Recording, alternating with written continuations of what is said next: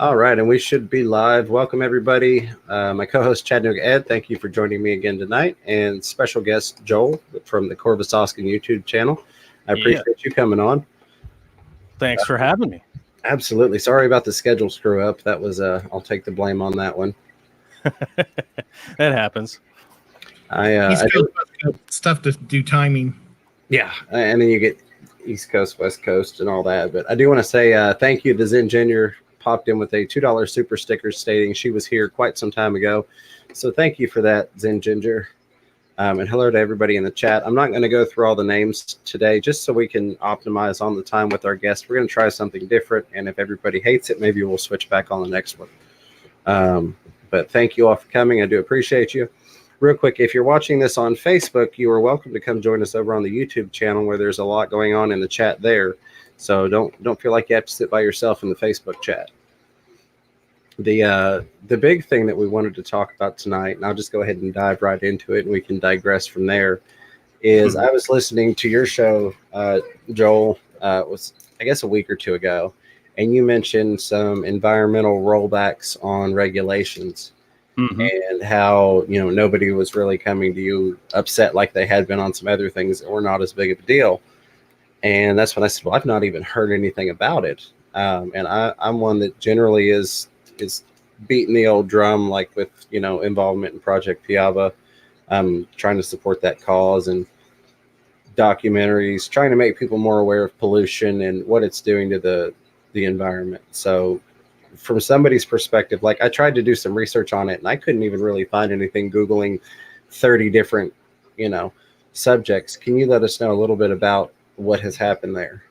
So a big part of what's going on is the reclassification of waterways in the United States. So as you guys know, like the Clean Water Act went into effect in 1978. That's when it basically, you know, 1978 was right around the time where people were realizing that what had been done through the 30s, 40s, and 50s wasn't enough to clean up the environment. Like, yes, they had fixed some problems by, you know, building dams, building water treatment, that kind of stuff, and making some changes, but it just wasn't enough. And if you kind of go back and look historically through the 60s and 70s, like all of the protests that were going on and things that were happening, you know, clean air, clean water was a big problem at the time. If you go back and look at some of the records of, you know, the smog records for LA, right? You know how when we were kids, LA was known as like, oh, it's smoggy all the time. And it was so bad with the smog and things there that the overcast days outnumbered the sunny days as qualified through the basically like the sun index, whatever that thing is called. It's like a par meter for like, is it sunny out or not? Yeah. And that was all smog based. Like it was just straight up pollution in the air. Same thing was going on with our waterways where, yes, they had passed some stuff for large bodies of water, right? So if you think like, here's a lake, you can't dump your pipe of toxic whatever into this lake because there was federal law that said you couldn't do that, right? Right.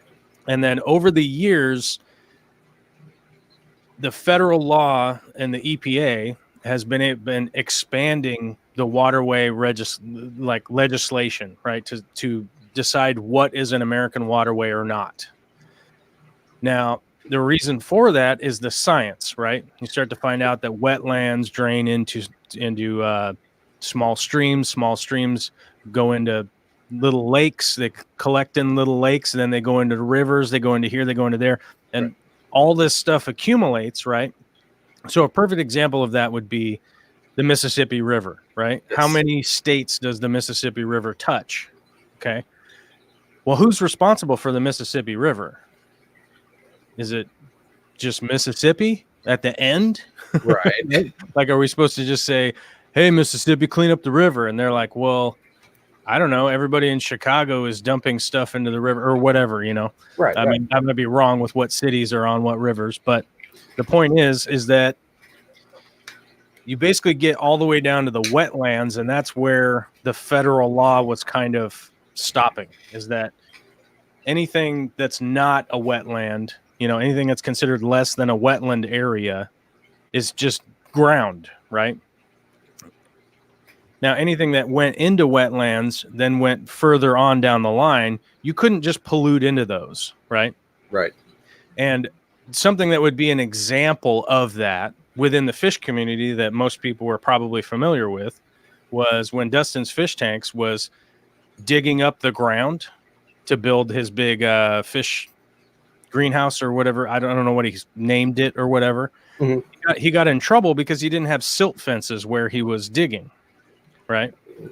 And if you see a construction site, those are those really janky looking fences in the ground. And that's to stop anything that's being dug up and whatnot, just dumping into a waterway. And the way to relate that would be if you have a fish tank, right? And it's tied into a bunch of other fish tanks, like you see at Petco or something like that. Let's say you take a big bucket of muddy, dirty water and just dump it into one of those tanks. It doesn't just stay in that one tank. Yes, the main of it there, but eventually it spreads out and ends up in the whole entire system. Right. Now, what's happened in the last year, I think even just the last 3 months, 4 months or whatever, because a lot of the federal laws protecting the wetlands have lapsed because they had a period of efficacy, right? Because they're supposed to be reviewed and renewed. So they had like a sunset clause built into them. Basically, yeah, that they go like however many years. I'm not familiar with how many years it was. That one specifically was, I think it was 30 years or something. Because the science is going to change. We're going to learn more things, right? Right. And the reality is that I think it was 2012 or 2016 or no 2014 or something like that. I don't have the date exactly, but Obama was forced to utilize the executive order to continue the EPA handling of the Clean Water Act, right? And that executive order has no timeline. There's no timeline on an executive order. It has to get either revoked by the next president or the next president after that, however far you go down the line. The executive order will just stay there. Like it doesn't expire until somebody comes in and gets rid of it, which is a big part of what's happened in the last 3 to 4 months is that Donald Trump came through and said, no, we're getting rid of all of this stuff. We're getting rid of all of this wetland protection and we're going to assign it to the states, right? Because we suddenly we're dog whistling, right? With it's states' rights. Okay. Now the problem is states do have rights. Sure. Right. States can self-govern for a lot of things, but you can't self-govern within an environment that is going to impact other people, like the Mississippi River, right? If we go back to the beginning of the Mississippi River and somebody's polluting into it, right? And okay, now Mississippi's upset. What do? They go talk to the other state and be like, hey, you guys need to enforce the law. And they go, well, we don't have that law because we're not your state. So sorry, deal with it on your end. Yeah. And the problem is we don't get another environment, like we don't just get to have another one. We've done a lot of this stuff in the United States. There are many, many years of screwing up the environment here. We know what happens when you screw it up and what it takes to try and get it fixed. And the unfortunate side of it is that right now it's considered under states' rights is what they're saying and farmers' rights. Okay. That they're saying, oh, changing this law is going to be great for farmers. Now, go look and see if any farmers are legitimately lobbying that could be an identifiable farmer, right? So somebody who is somebody's 500,000 acres or less, right, is actually lobbying to, hey, man, I want to just dump my waste in the river. All right, bro, like there's not very many farmers that are that irresponsible at this point in time. It doesn't exist. There's not an independent guy that's like out there lobbying to be able to dump toxins into his wetlands, right? Right. It's the unfortunate part is if it is a farmer, it's a corporate lobby that is forcing a lot of money within our government to say, hey, we're being chastised, right? And it's like, well, you've got 4 people managing 3 million acres. I don't know, hire some more workers to make sure that it's not going out there, but what they're spending their money on is lobbying to say that their rights are being inflicted. Right. The unfortunate thing is like you said, it's difficult to Google search. It's difficult to go find out the stuff that's going on right now because the affects take a long time. It takes a long time for these things to start showing up negatively, just the same way as a mismanaged fish tank, right? You mismanage your fish tank, it takes a long time for things to start showing up wrong, you know? Like if you just decide to skip a water change one week, they don't all get ick on Monday. You know, it's like, I'll skip my Sunday water change, now all my fish are dead. You know, it's like, it doesn't work that way. Right. And even before that was rolled back or repealed or removed, you know, there were still issues with nitrates from, you know, our farmlands nowhere near the Gulf of Mexico making their way into the Mississippi. And you can, I forget the name of the documentary, but there are a lot of places you can look it up where there's so much nitrate making its way down into the ocean that there's just this massive die-off right where the water's coming in. So like you said, it's crazy to think that we can do something in one part and it not affect the other, like, you know, a mass water system. You know, we're going to dump a gallon of bleach in this tank and it's not going to affect everything else that's connected. Right. You know, it's kind of one of those things that, you know, obviously a lot of people have a lot of opinions on this and stuff, but the biggest group of people that are benefiting from this is development, right? And being able to build on wetlands, and just cut right into those areas where you couldn't before because it was federally mandated to get it checked to find out what's going on. You know, I live in Western Washington where a lot of land is considered wetlands. And, you know, it's unfortunate that we're not able to build in certain areas here. But a perfect example would be when let's see, 30 years ago where I grew up north, they were planning on building a new high school, right? Mm-hmm. And they brought in and they had to come in and do a survey and do all this stuff. And they ended up having to move the high school to a different area. They had to basically take it and move it like 300 feet from where they were going to put it, right? Now, it cut into a bunch of the construction size of the school because they had to do it in a different area. They had to build it a different way, and they had to build it smaller. Now, a lot of people in the community were super upset about it. They were all pissed and all this stuff until one of the schools down the road, which this had never been done for, sunk. It sunk like 3 feet into the ground, and they ended up having to take the whole thing down, right? So it's certain things where, like, you know, people get super upset about this stuff. And, you know, I love it when people are like somebody in the chat right now, Corvus does not really understand the issue. Like, okay, it's probable that I don't completely understand the issue. That's why we need more than just one person overseeing all of this stuff.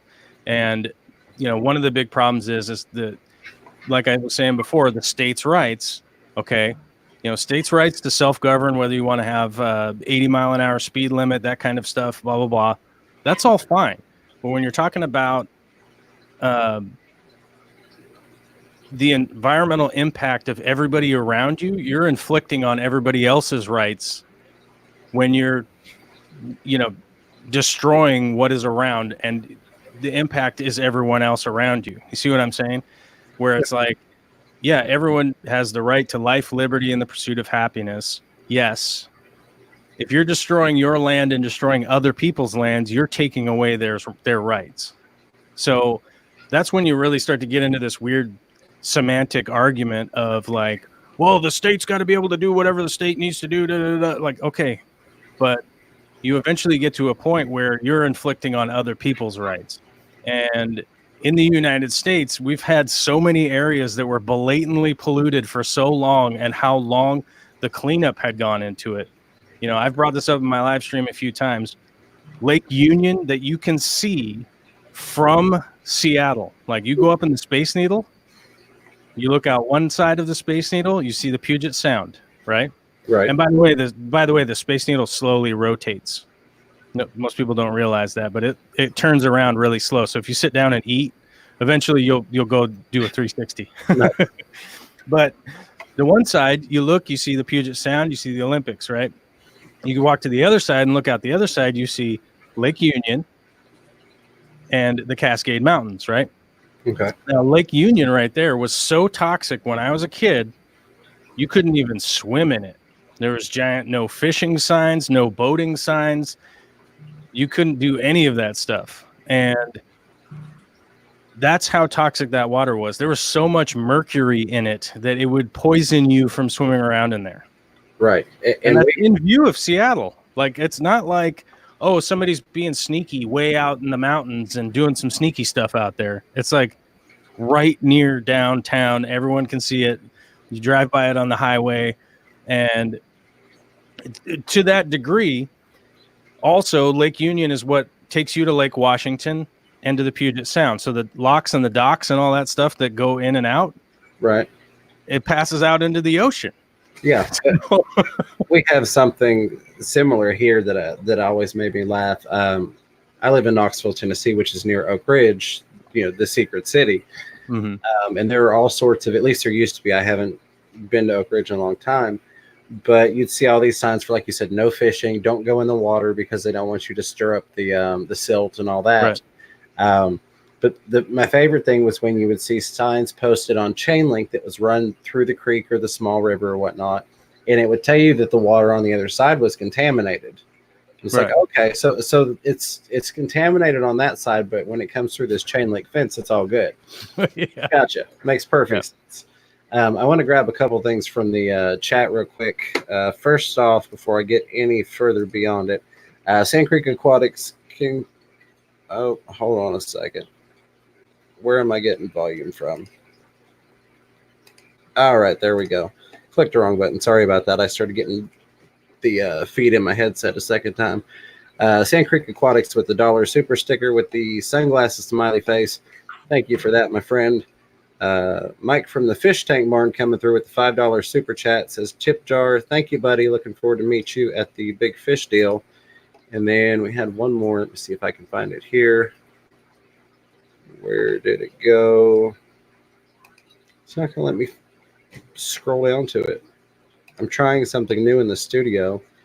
Let me see if I can go through and find it this way. Sand Creek Aquatics, again, with the $5 super chat, says, I'm assuming that's U.S. or it could be us, but I'm going to say U.S. as a whole have drive together to get things done. Seems like human race like to argue. Yes, we definitely like to argue. I think that's always going to be the nature of humanity. We're not all just going to agree, even if we should. And who's to say that we all should necessarily? A couple of things I did see. Father Fish said non-navigable waters are not federal. And then something else. Where was it?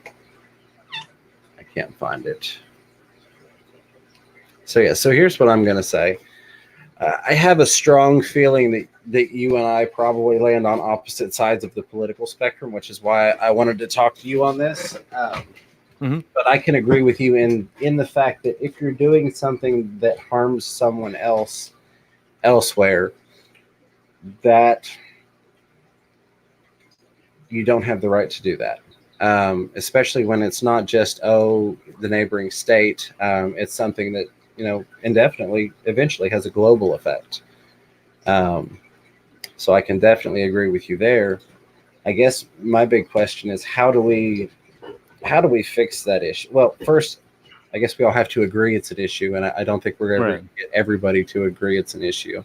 Well, that's the big thing, is that one of the reasons that the federal government is an important entity in its own right is that if you have a federal law and a federal regulation that everybody has to operate one way, guess what?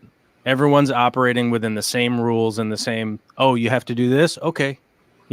As opposed to the city stepping in and saying, well, your guardrail needs to be 34 inches off the ground and not 36. So rebuild the whole thing, right? Whereas, yes, I'm somebody that legislation that is just wasteful and not needed, yes, go ahead and get rid of it. But you got to have a quantifiable reason to do that. And the reason to do that isn't just, well, we got to have business, because the reality is, like, if you're doing something like protecting the environment and still operating your business, and you go, well, hey guys, we got to be a little bit safer about how we're operating because we're ruining X, Y, and Z.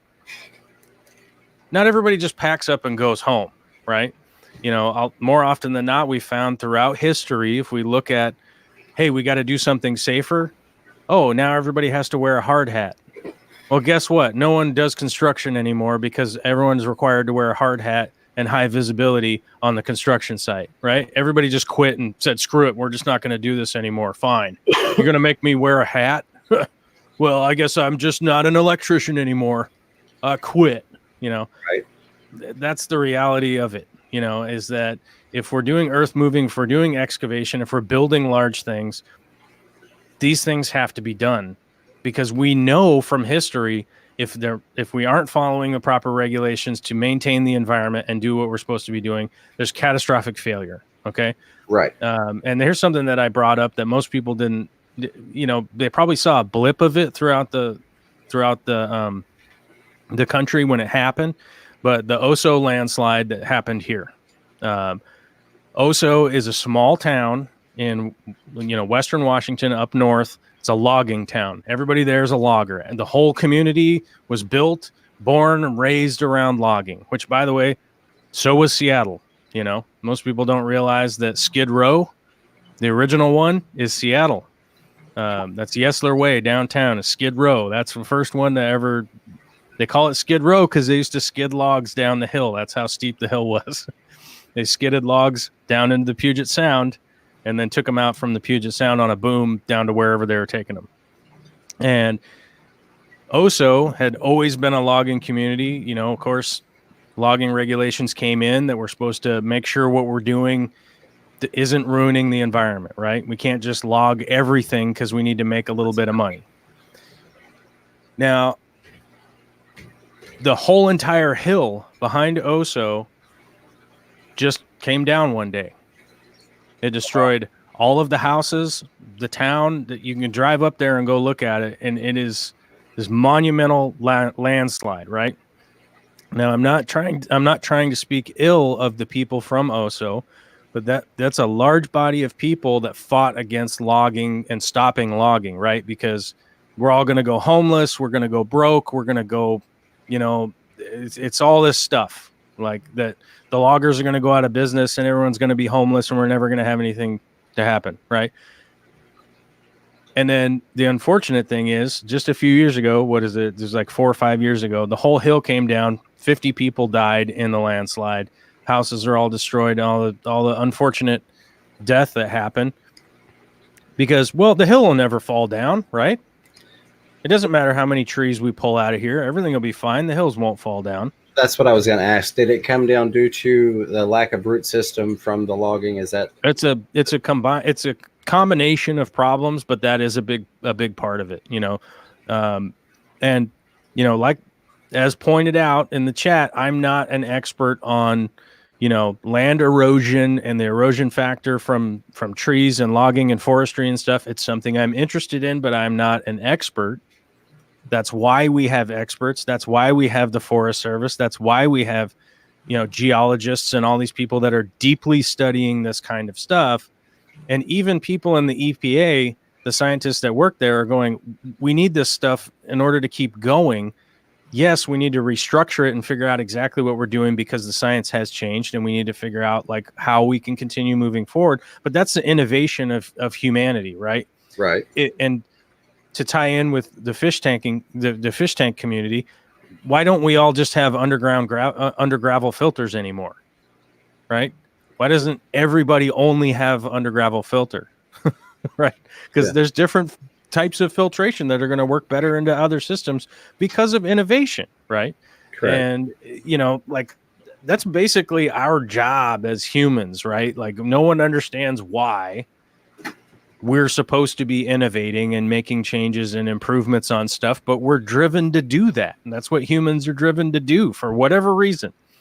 Some people call it Jesus. Some people call it the universe, whatever reason they have that it is, we're all bound to basically trying to improve and get better at what we're doing. The example is like, if you just lay down all day, every day, eventually you just die. Eventually you just atrophy and die. Right. Right. And we don't want to be doing that as a society. We don't want to be doing that as a society just because of a simple example of like, well, we need to make money. Right. And it's unfortunate just how divided our country is in the United States at this point, that it's politics, right? And like, it's politics that is dividing everybody, when the reality is not so much, because well, and that's why I mentioned that, because like I said, I'm pretty sure you and I skew opposite ends in terms of quote unquote politics, but I think this is something that for the most part you and I can agree upon. The one big thing that I would bring up is a lot of times when we have federal regulations or EPA guidelines and things of that nature, you do end up with big companies that throw a lot of money at the government, and they end up getting special exemptions and loopholes and things of that nature. If we could commit to a law that would, I guess, be beyond reproach, if you will, that companies couldn't buy their way out of, because I think we can all agree that does happen. We have companies that end up getting tax breaks, or they end up getting pollution breaks. Their standard is set differently because of money donated to whatever side you want to, whatever side they're for, or who's running it, so to speak, at the time. So I feel like if a law is going to be put into effect that big companies can buy their way out of, it doesn't do any good. If we can get something that's universally enforced, regardless of how much money you can throw at a campaign, then I definitely can agree with that. That's unfortunately the reality that we're butting up against right now, right? Is that I don't think anybody out there, regardless of what your political affiliation is, imagines that everyone out there should just be running roughshod no matter what, because as soon as you allow the guy who's super conservative or whatever to just do whatever the heck he wants all the time, eventually they just move the line, and the next thing you know, like, the forest is on fire, right? And no one can put it out. Or if you take the guy who's super non-conservative, hippy dippy, whatever dude, and you just let him do whatever, eventually the forest is on fire and no one knows how to put it out, because they're doing the same crap just in a different way. Right. Like, so, I agree that it becomes political, because people go like, how do you want to, because it eventually comes down to like, how are you going to enforce it? Right.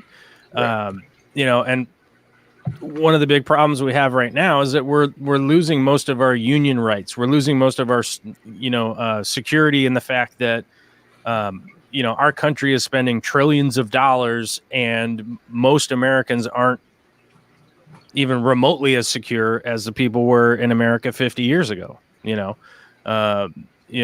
when I say secure, I mean health security, I mean food security, I mean power security, that kind of stuff. Right. Like we're losing that more and more as time goes on.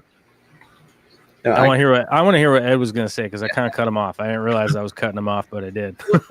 I liked your statement, though. I was a UAW shop steward for years, and so I believe in the union strongly. But I do think the United States should get some credit. I mean, wherever you're going to have population, you're going to also have pollution. But I think the United States has actually done an incredible good job for where we were to where we are now. And I know that we can always do better, but when you have places like in Asia, where China has no regulations, they're just pumping whatever they want. I met a guy who's a teacher in Korea, and he said it would rain, and the rain would be orange on days because of the pollution. I think America should do something more on the side where we try to force other countries that we buy products from to do something before we just completely cut our own throats. We need to do something like, Yeah. And why don't we make toys here? Yeah. And I respect. I'm going to interject here for a second because I appreciate your line of thought, right? But I do have to interject and go, okay, if other countries are doing poorly, right, why don't we just do poorly? It's sort of the same argument like, hey, that guy's a murderer. I did some murdering too. What? And it doesn't, unfortunately. I didn't say that. I think we do an incredible job. I mean, we used to use wax for the demolds at our factory. And PA said, you're using too much wax. And I mean, everybody hated it because it was harder to do. But, my cat's like trying to play with me on my lap. It's an attack cat. It is. Oh man, he's really distracting. Well, but so I really think and I don't want us to stop, but like, let's go to the Paris Accord deal that was canceled by Trump. That one we had such steep guidelines to make, and the punishments were on America. They weren't huge penalties on European countries that are doing a great job, but there's also a lot of European countries that are doing a bad job too.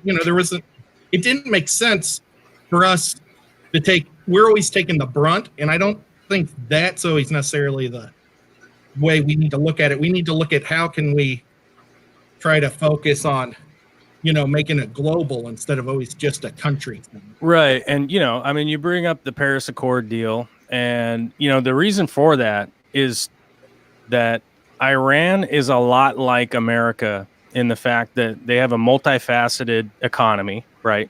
They have many different ways to make money. It's not like Venezuela where all they can do is sell gasoline, right?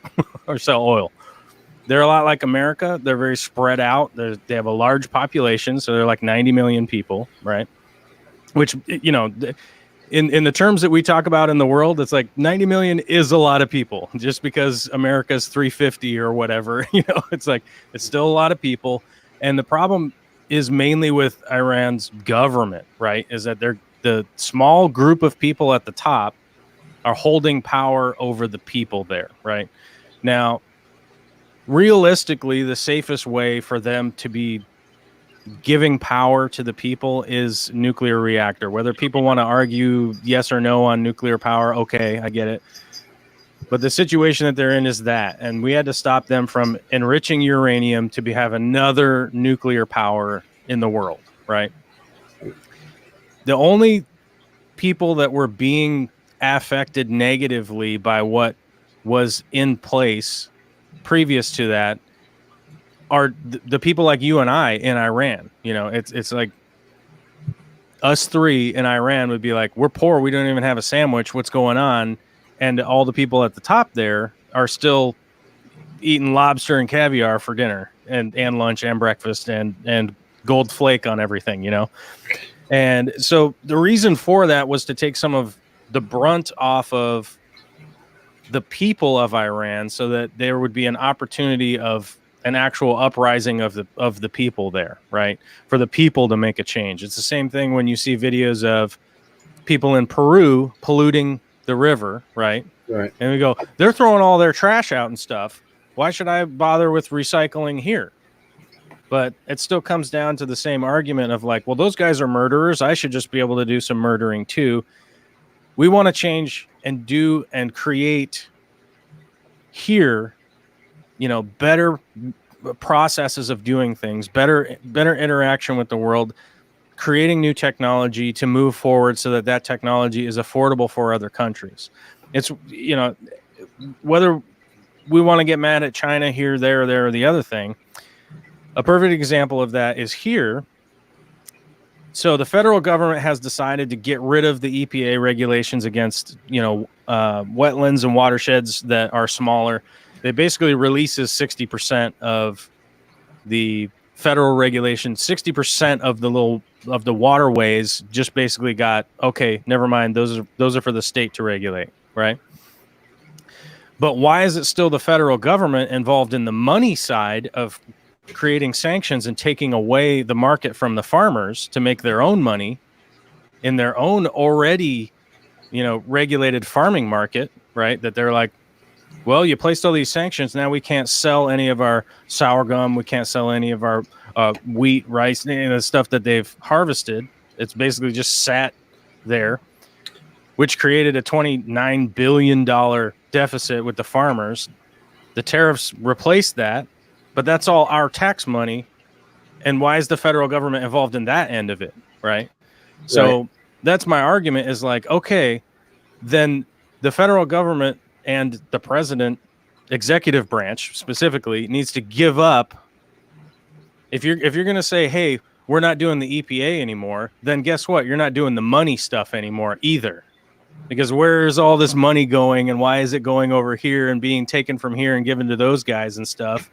If we're just going to strip the EPA away now because we need to do more business, but why is the executive branch not giving up the money, right? They're just like, oh, we're just going to put tariffs on everybody, and then we're going to take that money and we're going to give it to these guys because we like these guys. Well, the unfortunate side is this has happened in the United States before, where the tariffs came down on the small farmers, and you can actually go look up and see how many small farms have gone bankrupt and out, and they're gone and they've lost their farms over the last 12 months, right? Since these tariffs have been 15 months since these tariffs have been in place.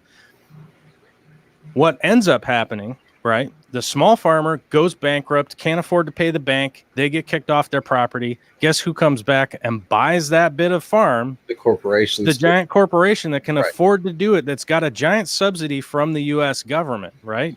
Right. Because somebody's messing around in the market, now the small guys all go away and we get bigger and bigger and bigger monocultured agriculture, which is not a good deal.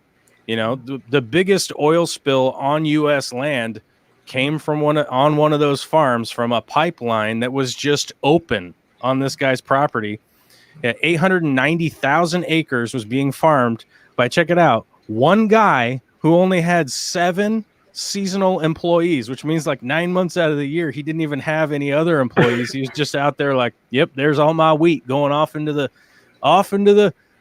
horizon, and didn't even know that oil was just spraying out of a high pressure 3-foot around pipe on the other side of the horizon because he wasn't even monitoring it. Right.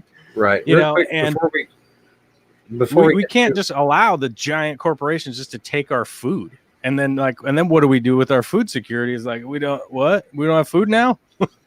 I see there's a giant super chat. It's Frank Factor. That's my guy. Yeah, I'm going to grab that in here a second. But real quick, before we get too far from it, my interpretation of what Ed was saying wasn't so much that, hey, they're murderers, we should be murderers. It was, hey, you all are murderers. We don't really want to be affiliated with that. Maybe you all need to change your ways before we do business with you. That was how I interpreted what Ed was saying. Well, I'm super happy to figure out how to not do business throughout the world. But the unfortunate part is that we have the legacy of already being involved in everyone else's country already. We do, absolutely. And so, I'm not saying we don't. I'd be happy for us to say screw it and abandon all of our military bases and bring everybody home and stop doing all this, spending $1 trillion. It's like $1.3 trillion a year on military stuff. Yeah, bring that $1.3 trillion home, and let's bring all those soldiers home, and let's start building bridges and fixing things and making sure that the farmers are working and stuff. Let's do that. But unfortunately, those systems are all just, I've asked this to so many people. What if Korea had a military base just down the street? I have a giant military base right down the street from my house. There's jets flying over every day. They run all sorts of training stuff, and and what if that wasn't American military down the base? What if that was Korea? What if Korea just had their soldiers here flying planes around and doing all that kind of stuff? Because we do that all around the world, everywhere. We have 830 foreign military bases or something crazy like that. I'd have to look it up, but it's over 800, right? And so I would be all in favor of us going, all right, we're not the police anymore. But even if we did that, it still wouldn't change the way that the world is working right now, that it is almost 8 billion people. We're all intertwined. We have a bunch of stuff going back and forth. The USA decided in the early 80s to assign most favored nation status to places like China because we wanted cheap goods over, bolstering our own production here, and we're still dealing with the effect of that, and if we want to make a change to go away from that, I'm all for it. I'm all for doing that, but I wouldn't want to sacrifice the environment like we used to in order to do that. Right. Let's figure out a smarter way of doing it. And I know we're all smart enough to do it. That's the problem. Is like we're not a bunch of dumb people that don't know what we're doing. It's like I tend to my process, because I enjoy watching people. That's kind of one of the things I do. I feel like society as a whole is rather stupid. An individual person can be brilliant, but in terms of the masses, we tend to just not work well intellectually. Unfortunately, we get in our own mindset, and then we find people that are like-minded to us. That way we can have a group mindset when really it's just other people that feel the way we do, versus being open to opinion and interjection. I do want to catch up real quick on the chat, because I've got a super chat I want to get to, but I don't want to ignore the other chats also. Pugimus Maximus says, at Fish Room Fever, everyone will benefit from this, from the top to builders to landscaping. It will harm the environment, but EPA laws will go back up. If it's harming the environment, then I feel like it's offsetting the benefit on the other side of that, in my opinion. And we can definitely jump back to that after I get caught up. Pugimus Maximus also says it has to do with overpopulation. And right now I'm just grabbing things that are highlighted for me. So if you've got something that you want specifically to shout out at me, please highlight me at Fish Room Fever, and that will help me get it. I thought I had one more that was highlighted. I guess not. Now my chat's locking up on me. Well, one thing we can definitely all agree on, we all don't want our environment to... Right. Absolutely. So I'm going to grab this super chat real quick. Frank Factor, hello, and thank you very much. Came through with a $50 super chat. Thank you. It's the largest one I've ever had. I appreciate that very much.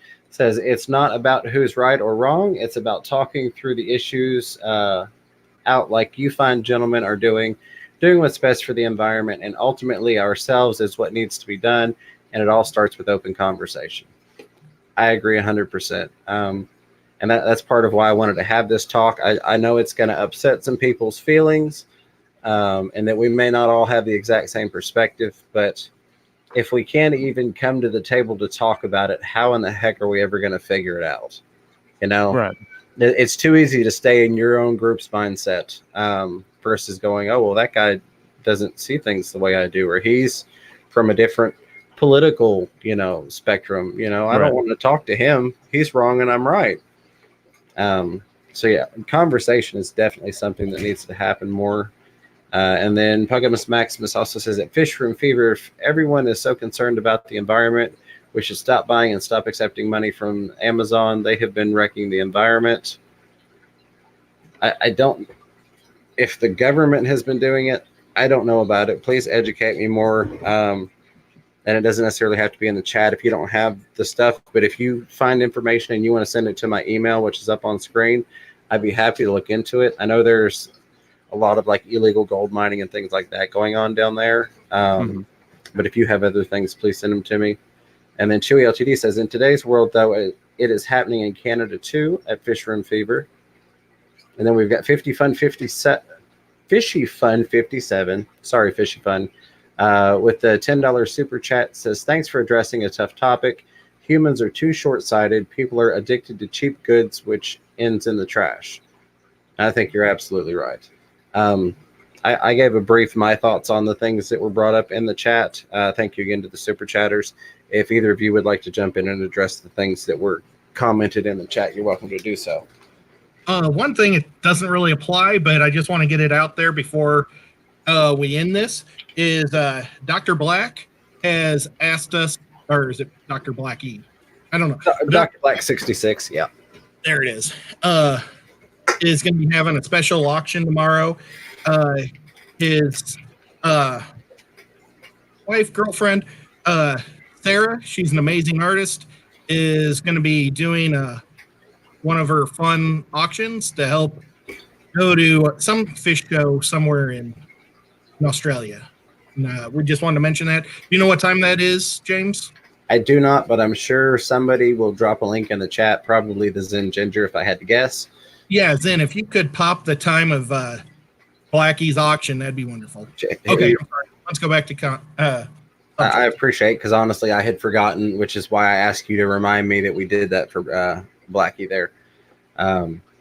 Joel, if you would like to rebut anything that was said from the chat.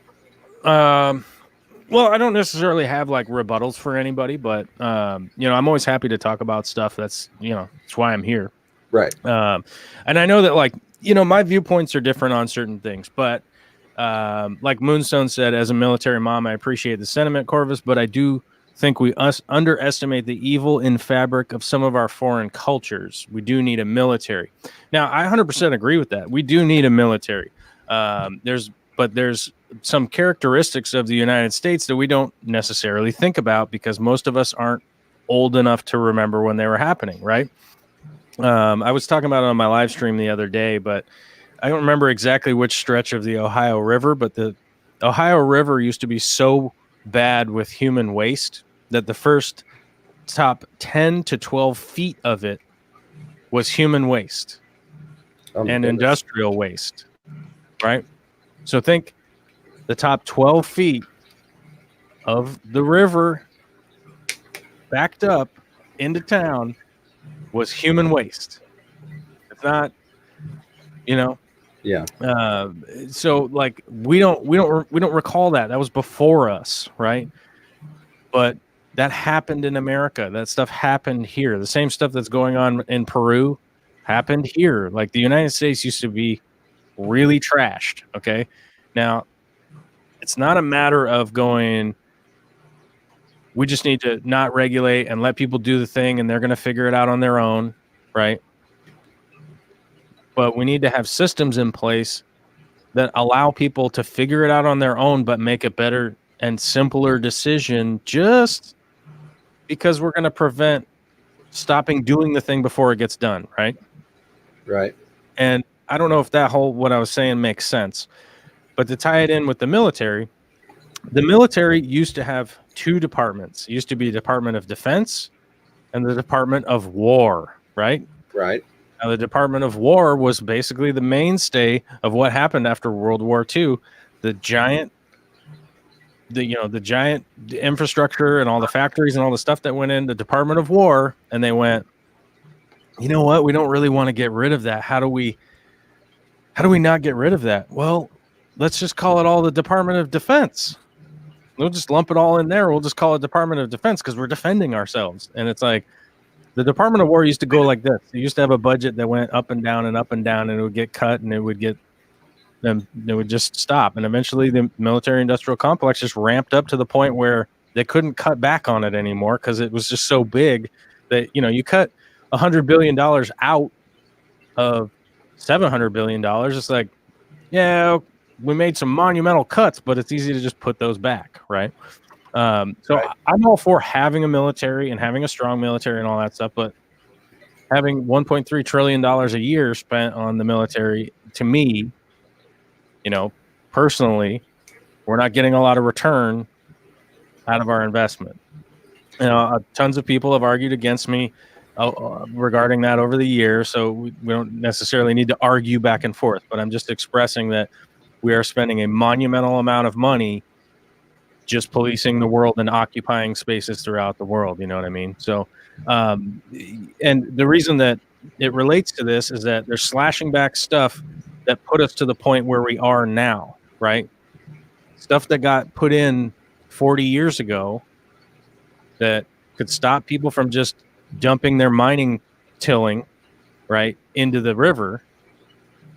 Because I understand mining still needs to happen. If you go up into Alaska, people are still gold mining up there, right? There's no more nuggets on the ground, but everybody's digging up all the ground all the way down to bedrock. They're running it through, a trommel or whatever, however they're washing it. They're just washing dirt to find all those little bits of gold because, you know, you want to make that gold. You know, if you watch the Gold Rush TV show, All they show you is the excavation and the washing of the dirt and them hitting jackpot and how much money they made, right? Right. But what they don't put in that show is how much they have to put everything back. They have to replant all of the same plants that were there. All of the dirt and rock and everything that they take up, they have to put it back to the grade that it was at before. They have to replant all of the native stuff, right? It's like if you took all the fish out of a lake in, say, what's your closest lake? Well, what's our Tennessee River called? What's that? Well, we have the Tennessee River. I mean, we've The got Tennessee River's been dammed and it's turned into a massive lake. Yeah, what's that called? Gosh, I've only lived here a couple of years, and I literally live a mile away from the lake, less than a mile. I don't Well, even know the name of it. I know it's fishing hole A, B, and C. Yeah. So just for the sake, it's like, let's say whatever that lake is, whatever the nearest lake is to you. Let's say you went in there and you dredged out all the fish, and then you came back and just threw some snakehead in there, right? And you're like, well, there's fish. It's all good. It's all good, baby. See you later. You know. So, you know, it's one of those things that's you could just strip stuff away and put stuff back, and then just be like, well, everything's fine, don't worry about it. But like, the reason I was talking about that mining is that they don't illustrate like publicly just how much is put into the regulation to be able to actually mine, do the stuff, not dump all the tillings and stuff into the river, which they used to do. Like you can't dredge rivers anymore, which they used to do. And just how much damage that kind of stuff does. But we did that here. Like all that dredging and all that stuff happened here. The same stuff that's happening in Peru right now and the Amazon and slashing the forest down and burning everything. You know, we forget in America, like, there used to be more mammals, like as a whole, like livestock mammals in North America than in all of Africa, right? And Africa is like 4 times the size of here. And you go back to like, you know, market hunting, when they would go out for market hunting, and there's just the stacks and stacks and stacks of buffalo that they would kill for things like, oh, we just need part of their pelt, or oh, we just need their tongue, oh, we just need the skull for some movie they're making, or so, you know, or not a movie, but you know what I'm saying, like just for some art installation or whatever you want to call it. But they're basically taking just a part of the environment and throwing away all the rest. We've done that here. You know, it's not anything new, you know, bringing in cattle and all that stuff. Like, you know, it's happened here already. So it's like, we know what the environmental impact is. And the things that have happened in the US are like distinctly different than has happened around the rest of the world. But as somebody was saying in the chat, like, you know, you got to clean your own house. You got to take care of your own stuff before you're like, you know, yelling at everybody else to take care of their stuff. But you could at least, if you have taken care of your stuff, you could at least show them, oh, here's what happened to us. This is probably going to happen to you. Right. We need to kind of figure out how to, you know, help them do that. You know, like, how do you educate other people, you know? And, you know, a good example is like, I know a ton of people from South America, you know, name a country, I know people from there. And most of them don't have a public education system, right? Right. Like, they don't even know how to read and write their own language. You know, they don't know how to read and write Spanish or Portuguese or, you know, whatever other languages are down there right now. This is 2 popped in my head. But, you know, they don't even know how to read and write the native, like Aztec or anything like that, you know? And so there's not an education system in a lot of these other countries, but why aren't we like helping to impose that, as opposed to like, oh, well, we're just not going to trade with that country anymore because some, you know, their people are throwing out too much garbage into the river, you know, like, that's a problem. But I can definitely understand that point of view, and I don't necessarily disagree with it. Not to jump into the whole military thing, I will say that I think we need to mind our own business more. I don't think we need to pull everybody back from everywhere, but I certainly think we get ourselves involved in things that we shouldn't for reasons that we shouldn't. I do want to grab a couple of things from the chat real quick. Petzotic says, some people just think their way is right and there's no other way. The truth is conversations like this can help a lot, and we can all learn from each other at Fish from Fever. That's the goal here. Probably going to make some people mad, but hopefully try and help educate everybody. And something to take into account, and I'm going to try and get my numbers correct here. If I'm off, somebody please correct me. But if I remember the statistics correctly, and this is on the lower end guesstimate, within the next 30 years, 50% of our coral reefs will be gone if we continue at the rate of pollution and water temperature increase that we're at currently. I mean, you know, we definitely don't need to be making things worse. Keeping them the same is not really where we need to be either, but we definitely don't need to be making things worse. And let's see. Jumped on me real quick. I'll grab this one. Mickey M says, Fish from Fever are short-sighted companies / lobbyists / people and owners of modern quarter reporting corporations really supposed to have any saying, I'm guessing, regarding long-term issues, society-wise / nature-wise / pedagogically / control-wise?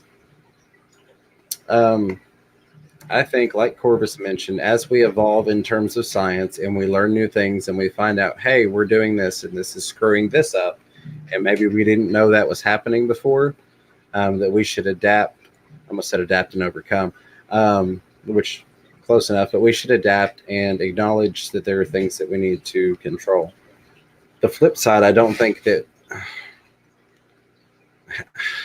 it can be a slippery slope, because if you just say, oh, we're going to put the federal government in charge of everything and take, pull back on all states' rights, you have issues. So you have to find that fine line and then justify that fine line of where it's okay to overrule the states and where it's not. And that's, I think, where a lot of the problem comes with just having the conversation, is people hear, federal versus states' rights, and they're like, oh, no, that's where I'm going to stand my ground on, versus even looking at the actual topic at hand. Yeah,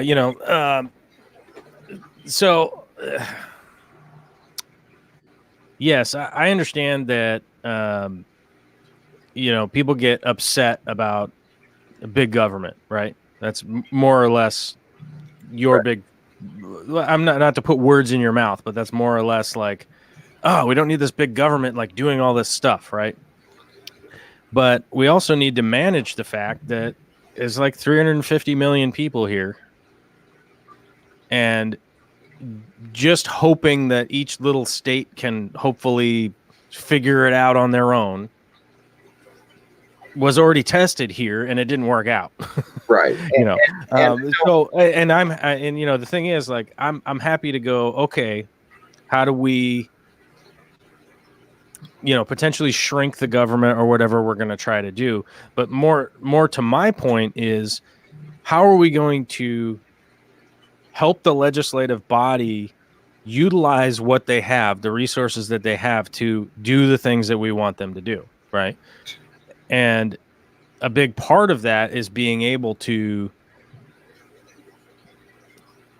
be involved with our government. Like, it's more or less, we're at the point now where people don't want to talk about politics. They don't want to talk about religion. They don't want to talk about anything because people are going to get offended.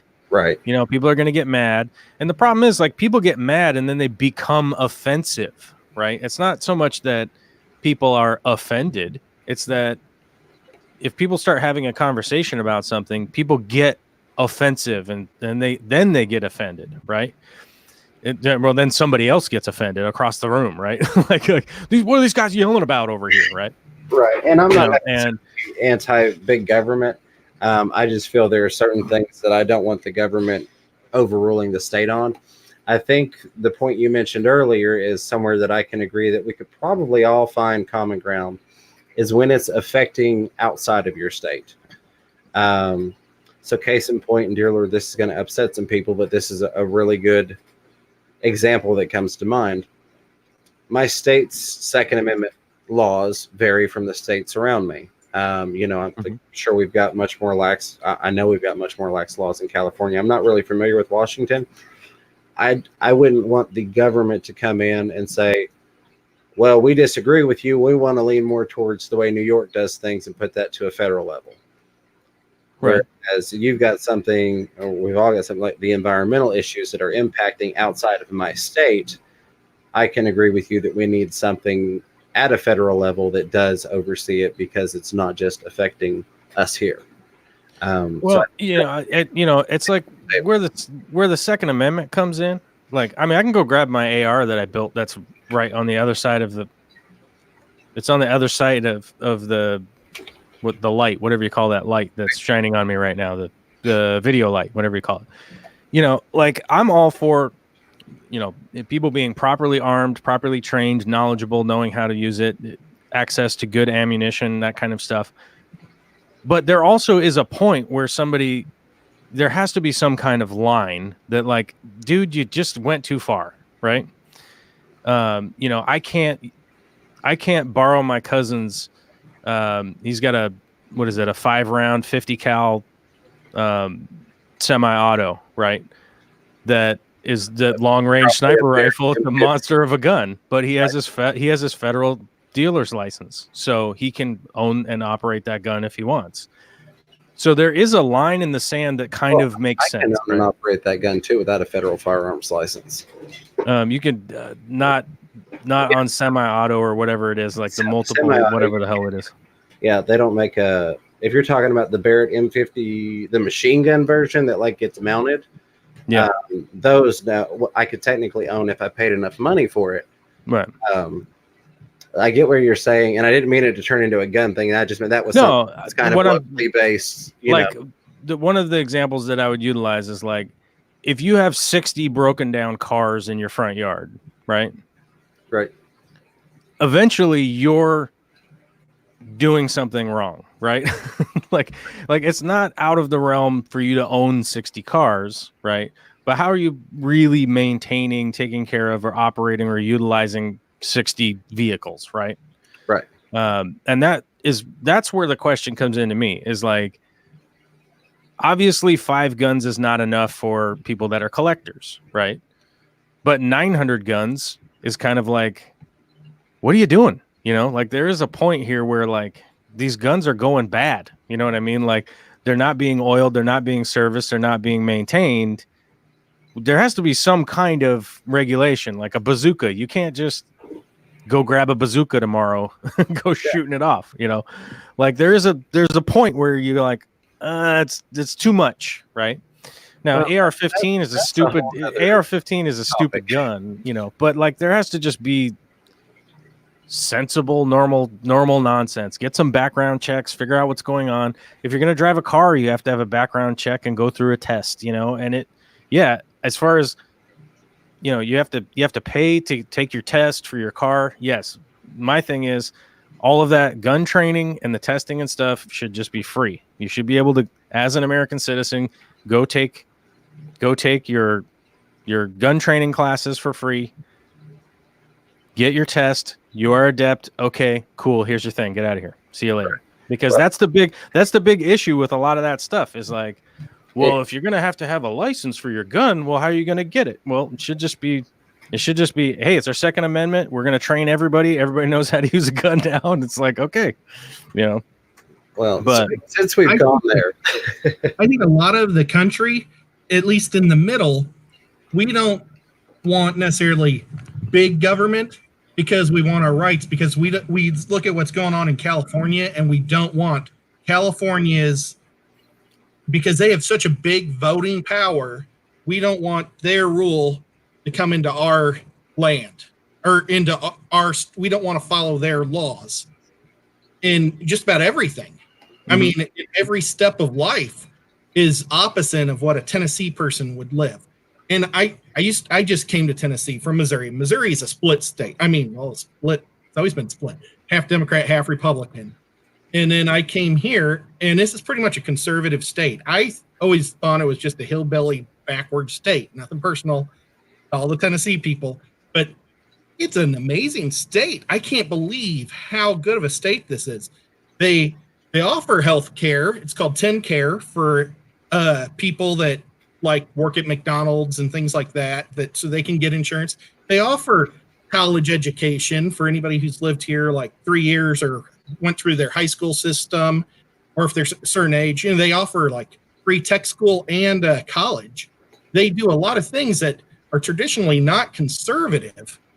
And they have sales tax, but they don't have income tax. Our taxes are low in this state. I don't know how we get so much for so little when you see like a place like California that's just hemorrhaging money, and it's just, I think that's where a lot of people from the heartland are afraid of being a big government because they see the big state, of New York and California's rule.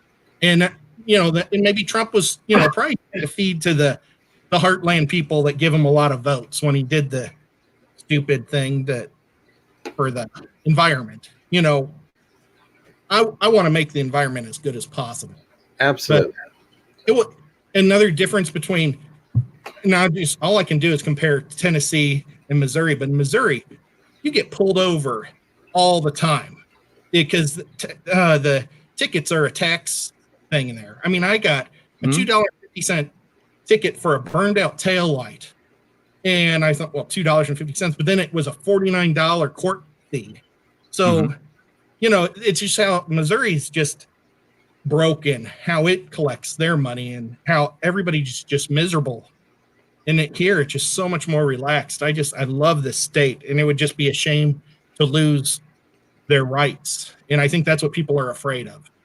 So real quick, I want to say thank you. Moonstone came through with the $20 super chat. Says just a little money to blow. Moonstone, Kim, I appreciate that very much. I do want to address real quick because I would feel I was inept if I didn't. I can't own a bazooka because it's classified as a WMD or a weapon of mass destruction, not a firearm.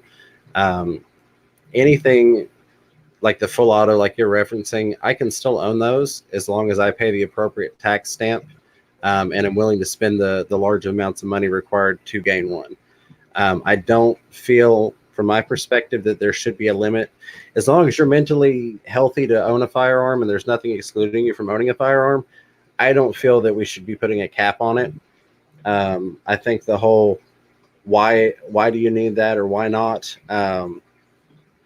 is about the same when people say, well, why do you need a red-tailed catfish? Well, why do you need an angelfish? I shouldn't have to justify the why I need this. If it's something that I can legally own, I feel that that's within my realm of deciding how many I should have or what I should have of that. Mm. Well, yeah. I mean, I'm also not I'm not arguing against like people's personal ownership of stuff. That's definitely not something that I'm on about. But there is like a point where things get out of hand, and if you fill your house with fish tanks to the point that your house collapses and somebody gets harmed, somebody's liable, right? Like somebody's liable for that nonsense, right? And people go, well, you paid your homeowner's insurance, right? Well, it's like, so now the insurance company, well, that's the thing, is like, well, now your insurance company is suddenly liable because you didn't figure out why your house collapsed because you put so many fish tanks in it. Like, there is a point where you'd have to kind of go like, people have to be responsible for their own like miscalculations in life too. Right. Now, that doesn't mean like lock everybody up in jail or anything like that, but we already have 2.2 million people locked up in a cage already. Well, so, yeah, and that's a whole nother discussion regarding the jail systems and them being companies and all of that wonderful stuff. Right. And one of the big things is like, so, a few years ago, I went to a bunch of towns in Missouri because I was really interested in it. Good friend of mine is a retired Marine, and he had a heart attack. So we went out and we did the mud run to raise charity. It was a charity mud run for the Marine Corps and vets and stuff. And it was out in Missouri, so we got the opportunity to go and like go to the caves and go to a bunch of different towns, and we actually looked at a bunch of properties while we were there because, you know, we're interested. And that's one of the things that Vicky and I do when we travel around. We go look at, you know, what are the houses like here? What is the land like? What is, Right. You know, what are the opportunities that are around? Because that is one of my long-term goals with even bothering to do any of this YouTube stuff, is being able to document that kind of stuff in the future, right? Nice. To be able to go around and kind of show people what it's like. You know, actually had some people here the other day that we were discussing, because, you know, part of what we're starting to do is flip properties for people to be able to get into a property that is going to increase in value. And that's one of the things that is not really noted when, you know, people are like, well, California's out of hand, which I'm not necessarily pointing the finger at you, Ed, and I'm not like trying to talk you down, but one of the things that has happened in the United States is that your mortgage is like typically the most valuable thing that an American has, right? That your mortgage is the one thing that you could go like, all right, I'll be able to retire somehow, right? The value of your house is going to increase. You're going to get a lot more return on your money. Even, you know, you're essentially turning your rent into a savings account. And a lot of the houses that we went through around in Missouri, you know, you're talking about a half acre with a 2-bedroom, 2-bathroom house on it. It's for sale for $7,500 because there's just nobody to live there. And it's like, this house has been vacant for 9 years and we just want you to buy it and live here, please, you know? And then it's like, well, what kind of jobs are around? Well, there really isn't. You know, you could work at the FedEx place maybe if you could get a job there. It's like, you know. Yeah. So I'm saying that I'm not saying that anybody has anything figured out. I'm saying that there's definitely differences on all ends. Like some places have a good thing going in this aspect, and some people got a bad thing in that aspect, and it's vice versa. There's just, but my whole point is that in conjunction with empowering the EPA to continue to do the science to figure out what we're doing and be able to have everybody operating under the same environmental laws, right? And to protect our environment from the construction that's going to happen, from the mining that's going to happen, from the industry that's going to happen, from the farming that's going to happen. So everybody's playing under the same rules. Now, that's more to my, hey, we're all American. We should all just have somewhat of the same rules. Now, yes, different jurisdictions, counties, cities, and those things need to have like specific things to, you know, it's way different if you go to a small town in Missouri versus downtown Seattle. Like they don't, you don't need 17,000 police officers like running around out in Missouri, right? Like there's like, hey, there's 8 guys over there. What are they doing? You know, obviously it's different with those kinds of things, but I think that's easier for the average person to get involved in. And that would be like your local politics to figure out, hey, what's going on with the Duwamish? Like if I talk about the Duwamish River, y'all are just like, what the hell is that? You know? It's like, well, it's a big watershed that has a lot of fish come into it every year, you know, and there's a bunch of industry on it. So it is a balancing act of like, how do we keep the industry on that river so that they can get to the Puget Sound, but also how do we keep the salmon from all just being dead forever, you know? Absolutely. And, you know, like that's the way I see it, is like, how are we going to empower these decisions so that everybody's playing under the same rules in regards to things that, in my opinion, aren't a political ideal, right? It's not right. Well, it's something that, you know, it's like if we, it's like if we all argue the AR-15 is just the most deadly weapon ever or whatever, and it's not even remotely. I mean, it's hardly even a good weapon anyhow. Like, it's a 22 caliber. Yeah. It's a 223, man. It's like, like, what are you gonna do? Like, it's not even gonna go through 6 sheets of drywall. Like, yeah, what are you worried about?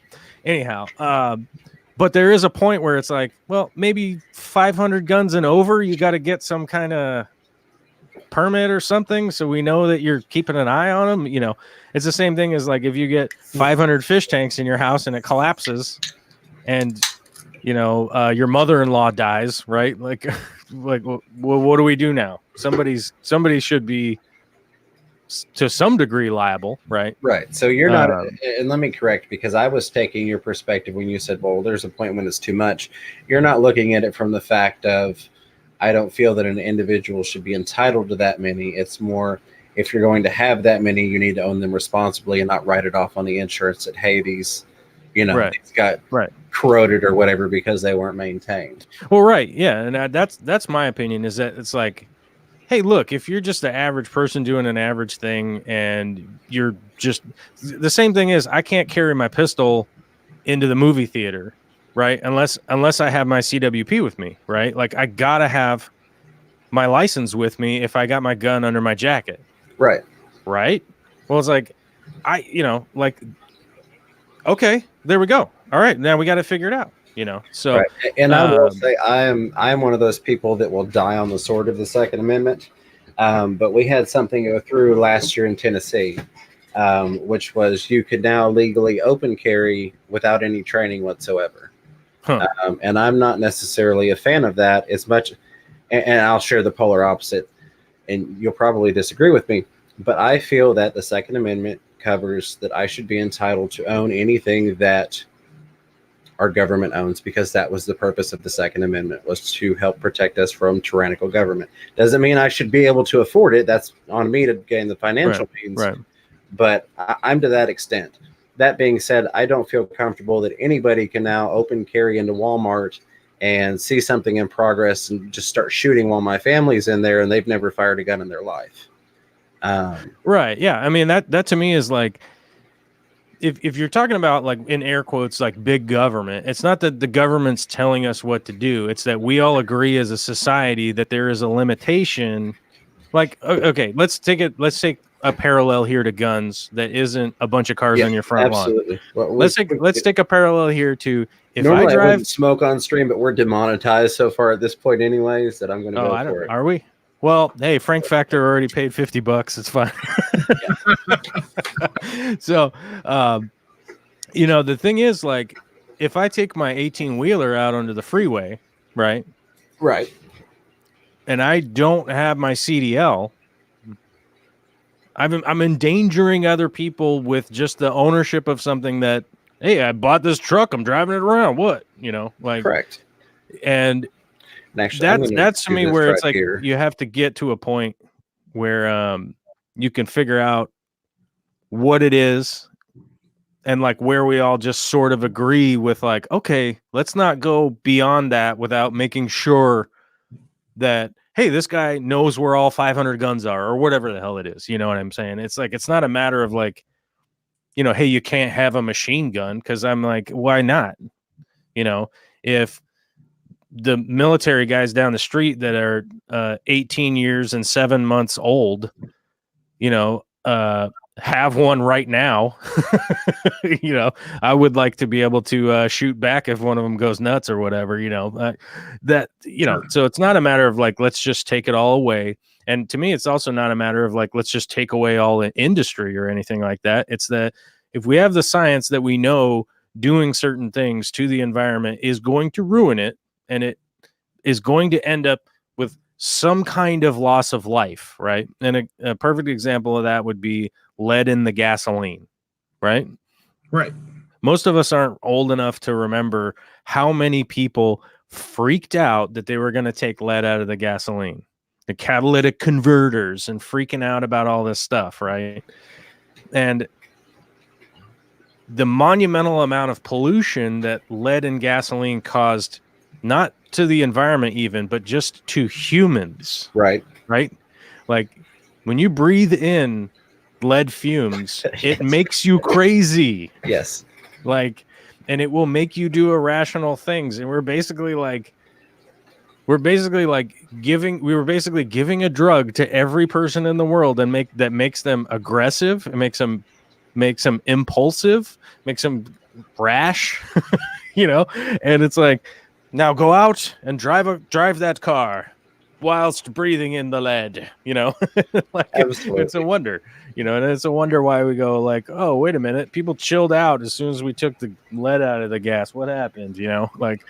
And so it's like, when we're able to bring in the science and kind of and figure out what's going on, we should be doing that and running with it, and not just being like, well, we got to make $1, so screw it, and because we already did that in the US. And like I said, I can agree with you, and I brought out some topics, I guess, that we don't necessarily agree on, specifically to point out the two people that aren't 100% aligned can come to terms on this. We don't have to say, oh, the government should be in control of everything, but I definitely agree when you look at what's going on, outside of the contamination to my local waterways and your local waterways, making its way into the ocean. Another thing, and people don't really think about it, is plastic contamination. I know this doesn't really deal with the law, but a lot of people don't realize that, generally speaking, plastic bags don't get recycled. They get recycled, and then when they get to the recycling plant, they get tossed aside and they go into the trash. And it's something like 2 or 3 dump trucks full going into the ocean every single day, just of the grocery bags that you're using every day, because it's not profitable for those specific types of plastic to be recycled. Yeah, a lot of it's going in. A lot of it's just going into landfills. In fact, like this morning, King County is the county north of me that has Seattle in it. Okay. And because China no longer accepts our recycling, which most people don't realize that they will accept our recycling. But what they did was I don't remember the exact percentage, but they said if there's X amount of food waste in the recycling, we're not going to accept it anymore. So if it's dirty, we're not going to accept it. So if you guys can clean it, send it over, and we'll take it. And it's not just that. I wish I could think of the documentary, but there's something like 14 different types of plastic. Most of those are not recycled. There are 2, maybe 3 types that actually are. And the problem was they were buying all of this bulk trash, this plastic. They're recycling 2 types of it, and then they're stuck with the other 12 types of it or 10 types of it. And that was one of the big things why they stopped taking it. Oh, goodness, I can't think of the country that it shifted to from there. There was another country that started buying it. And one of the Chinese businesses bought a whole bunch of business over in that country. And now that country's saying, well, we don't want it either. We will accept these 2 forms that we do recycle, but we don't want these other types that we're not going to recycle. Right. I mean, cut you off, but that was directly pertaining to what you were talking about. Right. And that's the thing is like, if that's the thing, like we were just shipping a lot of our recycling to China. We're just sticking it in shipping containers and then sending it over there and then going like, are you guys doing anything with it? And then we don't even know. Like, hopefully they were doing something with it. And, if you look at all the little recycling thing on the bottom, there's a little 3 arrows thing, and then it has a number inside of it that says what it is. And there are specific ways to recycle some of that stuff. And, ultimately my argument as far as recycling goes, yes, let's recycle. Yes, let's do that. But let's also start investing some of our energy and development that the United States, we've developed a lot of stuff, and we continue to develop a lot of stuff with tax dollars. A ton of money goes into developing science. Just look at NASA, how many things have come from.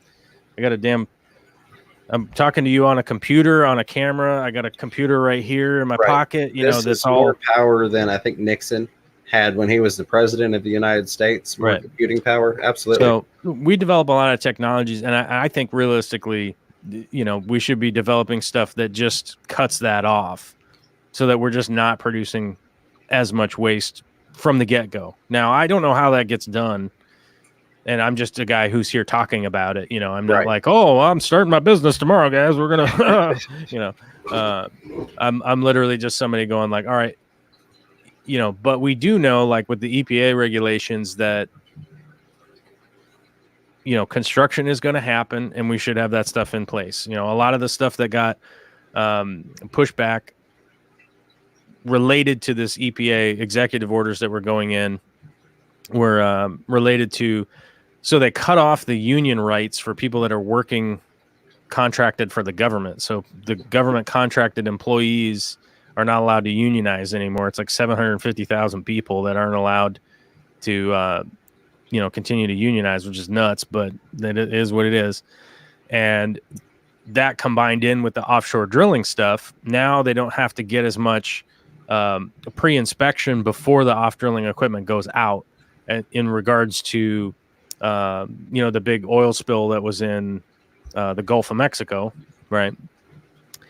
They don't have to get as much pre-inspection before that equipment goes out to whether or not it's going to fail, right? So it's like, well, is it better to just wait for it to fail, or is it better to continue to inspect onshore before it even goes out? Like, yes, that costs money, right? But for instance, the big oil spill for the offshore drilling in the Gulf of Mexico, it didn't just affect the United States. It affects the whole world. It affects Mexico. It affects Florida, Louisiana, all the coastals, every coastal country down there, and it affects Mexico too. So it's like, well, now we have an international thing going on where American oil drilling is like messing with the, industry from Mexico, right? Right. And so that's just a perfect example right there of like, well, yeah, the American market got kind of screwed up or whatever because we didn't get as much oil and the Gulf was all messed up and American fishermen couldn't do anything, but then the Mexican fishermen couldn't do anything. And then the fishery is just kind of permanently ruined for like however many decades it's going to be. Right. There's still oil screwing with stuff down there. It's not like it's all gone. It's just it's just sliding around at the bottom down there, getting slushed up by a hurricane or whatever's going on. But so the way I think is preventative maintenance is much better than fixing a catastrophe after the fact. I can agree with that. And like one of the things that this cup right here, these ones are they're corn plastic. It's plastic made out of corn. Nice. So it seems like it's plastic, right? But it's actually it's corn somehow. I don't know how the hell they do it. They're just right. wizards, but yeah, it's just a development that goes like, all right, hey, this thing isn't going to biodegrade in the 1,000-year period. It's going to biodegrade in a 8-year period. Like, okay, but it does cost more to make it than it does to make plastic. So it's right. like, well, where do we invest if that's going to be the case? So, well, and you know what? That's investing in America too, though. Corn oil or corn, I don't know what I'm trying, but that cup would have been probably made here in America is what I'm saying, and made by farmers instead of a petroleum product that might be overseas. So I'm totally for that cup. That's awesome. Not only does it help the environment, but our economy, if we're willing to just spend the extra bucks right now. Yeah, and I think that's my thing is that like how can we regulate it so it's at least an even playing field for everybody? It's like, well, okay, you can't import plastic anymore and you can't produce plastic anymore. Now everybody's got to do corn or something. No, I'm not saying let's do that, right? But how do we figure out how to kind of navigate those ideas and how to do that kind of stuff? Yeah, let's have the conversation, because some people would have heard the first part of what you said and, oh no, I'm out of here, we're not talking. Right. Because it doesn't change, regardless of what your politics are, like regardless of if you're a hippie commune weirdo or, you're behind a big giant wall with your machine gun, right? It doesn't matter who you are. We live in a society. We live in a large society that is the world, and nobody out here is doing it by themselves. And right. anybody that shows up to tell you that I do everything by myself, I do 100% everything by myself, I'm independent, it's like, you didn't make any of the stuff that you're eating. You didn't make any of the stuff that you're driving around. Like, you might have made some of it. I'm an extremely handy guy. I build a bunch of things, but I don't even build the materials I use to build stuff, like that, I don't cut down the tree and dry lumber before I'm like, yeah, I can't, you want me to come remodel your bathroom? Cool. I'm going to be, all right, hold on, guys. What I'm going to have to do is I'm going to have to go out and I'm going to have to dig in the ground with my hands until I can get some ore out of the ground. Then I got to mix that with some, how do I make steel again? All right, I'll get back to you after I figure out how to make a chainsaw, Right. But I got to figure out how to make a spark plug for the chainsaw that I'm building from scratch from the stuff I got out of the ground. and then I'm going to cut a tree down, and then I'm going to have to figure out how to kiln dry. Okay, I got to build a kiln. Okay, let me go. Can I dig a hole? Wait a minute. I got to figure out how to build a tractor before I can dig the hole to build the kiln so I can get the chainsaw that I'm going to build. Right? Like there's a lot of people that are doing things, sure, but no one is like just doing everything exclusively on their own, you know? Even if you go down to the Amazon rainforest and find those like 200 people that they just found, like there's a tribe they just found. Right. Those people are all working together. like Absolutely. I'm going to grab some comments from the chat real quick that are highlighted. Mickey M says, one basic quote unquote law of our time today, ? Those with power plus cash can always choose who they want to reward / or parentheses pay. It's a very simple thing, actually, or is it at Fish Room Fever? I feel like that's kind of something I was alluding to earlier is, unfortunately, you get laws that get put into place and then big companies buy their way into loopholes or technicalities or, hey, you're allowed to do this outside of that law.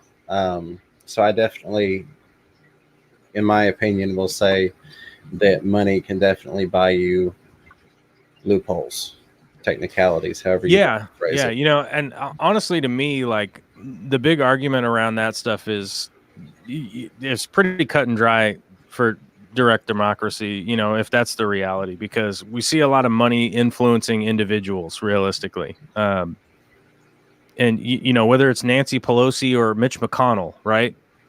Like money is affecting both of them as an individual. And we don't have the direct democracy that I personally feel like we should be voting on. All these federal laws, we should be voting on all of it. Like we should get a popular vote from the 300, 400, 500, however many million people are here, right? We don't really know. It's all a mystery. But let's say the 330 million that they think are here, and figure out how to implement this stuff, because you can't really buy off 300 million people. It's going to cost you more money than anybody's got, really. You know, even Bloomberg, right? Dude's got loads of cash, but he could really only dispense like what, like $3,000 to each person. And sadly, we live in a world where if you say, well, this was proposed by X party, the other party is automatically not going to like it. Right. Even if you've got, you know, the minority leader is the number 2 on it, it's still, people are going to go, oh, well, this was Republican proposed or Democrat proposed. Right. I'm going to say no to it. Yeah. Or like our current Senate situation where they're not even voting on any of the House bills that are coming up. And, you know, I don't care which party anybody is in. You know, I'm an independent progressive. You know, if I was anything, that's what kind of a title you could give me, I guess. But regardless of what party you're in right now, is that you have to understand that, like, the Senate isn't even voting on the bills that have been coming up to them. They're not even debating them. They're just sitting there. You know, all the bills that came up from last year basically are all just sitting unvoted on, like, and that's ridiculous. It's ridiculous that kind of stuff's happening, and the executive branch is doing things like stripping the EPA ability to just at least regulate whether or not people are making a bad decision in polluting our environment. You know, and you know that's a big issue when it comes down to, you know, I talk to people about the acidification of the ocean, and they're just like, "What? Yeah, huh? We're more interested in space than we are the ocean." Yeah. You know, yeah, we're all just gonna move to Mars or something, and there is no moving to Mars. It's not. Even if some people move to Mars, it's what, 1 out of 300 million. I signed up. They wouldn't let me take my fish, so I canceled my application. Yeah. Real quick, just a couple highlighted things. Mob Guppy says hello to everybody. I saw a couple of questions. Mickey M saying to all, please check out Jim Jeffries' Gun Control on YouTube, the whole speech, both parts. We'll look into that. Select Pet says, Fish Room Fever, we need to convince Kentucky to legalize piranha. If we can conceal carry without permit, why can't I own a piranha if I want? So I will say something I found out. They apparently changed the law about 2 years ago here in Tennessee. I can still legally own them, but the pet stores can't legally sell them to me here, which I Right. didn't buy mine here. I actually bought mine from another state and had them shipped in. But when I came back into the hobby last year, I wondered why, it used to be in the pet stores 9 or 10 years ago, my last run through the hobby, everybody had piranha. You could go to Petco and find piranha. And then I came back and they weren't anywhere. And well, it turns out that they don't want anybody in Tennessee to be able to sell them. So there's a fun fact for you, Select Pet. Yeah. Yeah, and that's happened here with like what is it like? There's like fly river turtles. Like you can own them, but you can't sell them or something like that. Federal. Those turtles might be actually federal.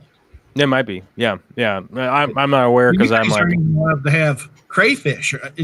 Am I right? Well, you can have crayfish, but you can't have like self-cloning or anything like that because they get accidentally released or intentionally released. I don't know. I've watched a lot of YouTube videos where idiots throw, goldfish into a Florida pond or common plecos into a pond, or where are all these snakeheads coming from? Like, why are they here? Like, what is going on? It's like the reason for that in Washington is they're invasive. They will take over here. If you go into a creek here, there are native crayfish that you could find. You could go get those if you want them and put them in your fish tank or eat them or do whatever you want to do with them. I made a video with Chris Lukup when he was here. We drove down to Oregon and we found crayfish in the local stream. Now, the reason with like not being able to release like self-cloning and stuff like that, they will take over. They will take over, and that destroys our environment here. And, I live in kind of a unique area. Like Western Washington up here in the Northwest is kind of unique. Like I can go to pretty much every environment known to man in this state. I can go to the desert. I can go up to a glacier. I can go to a rainforest. I can go down by the ocean. I can go, it's all in Washington pretty much. Obviously it's temperate, but if you go to Eastern Washington in the summertime, it's 125 degrees in the summer, and it's sand and it's desert. There's tumbleweed bouncing around, and I spend a lot of time over there. You can go up to the forest. You get all the evergreen forest and mountains and all that kind of crazy stuff. And so it's kind of unique here because, we have all those environments, and we've had, 100 years of all the logging and all that kind of stuff that's gone on here to find out like what's going on. We also have a unique situation where Mount St. Helens blew up in 1980. How many volcanoes have exploded in your state? Right. Yeah, none. Not many, but we've had the last 40 years to be able to see what happens with a volcanic eruption that wiped the slate clean. I mean, it's not like a little plume went up in the air. The whole side of the mountain blew off. But we've had 40 years to learn, well, how does the environment come back?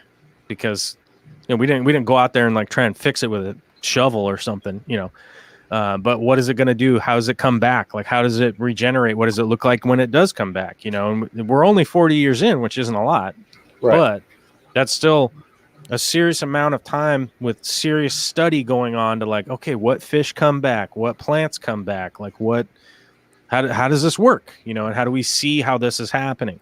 And it's like Yellowstone's right over there where, they brought wolves back, which is super controversial. And maybe it's a good idea. Maybe it's a bad idea. I don't know, but we're going to find out trying to fix the things that we eradicated wolves because, 100 years ago, they would eat people, so you just shot guns at them until they just disappeared, and, so we do know we have a good idea of what it looks like when it's all gone, and it's very prevalent here. Like nature is pretty important in Washington. Like it's kind of funny if you go, if you go to other cities, like if I go down to Dallas and go to a comedy show down there or something, and they happen to talk about Seattle, it's like everybody looks like they're ready to go on a hike or something. It's like, yeah, because we are. Like, it's over there. You just go over there, and then you go up, and then you're somewhere weird. Like, watch out for the bear. Might get you. Well, and we get a lot of that around here in terms of the hiking, because we're all up in the mountains. We don't have all the different biomes or biotopes or whatever like you do, but it's lots of mountains and lots of people spending time in it. And I don't know how much square mileage of national park or state park that we have, but it's a lot. It's a lot, and we have that very unique thing in the United States of going like, we have all these national parks, we have all this national forest that we own as citizens. We all own a part of it.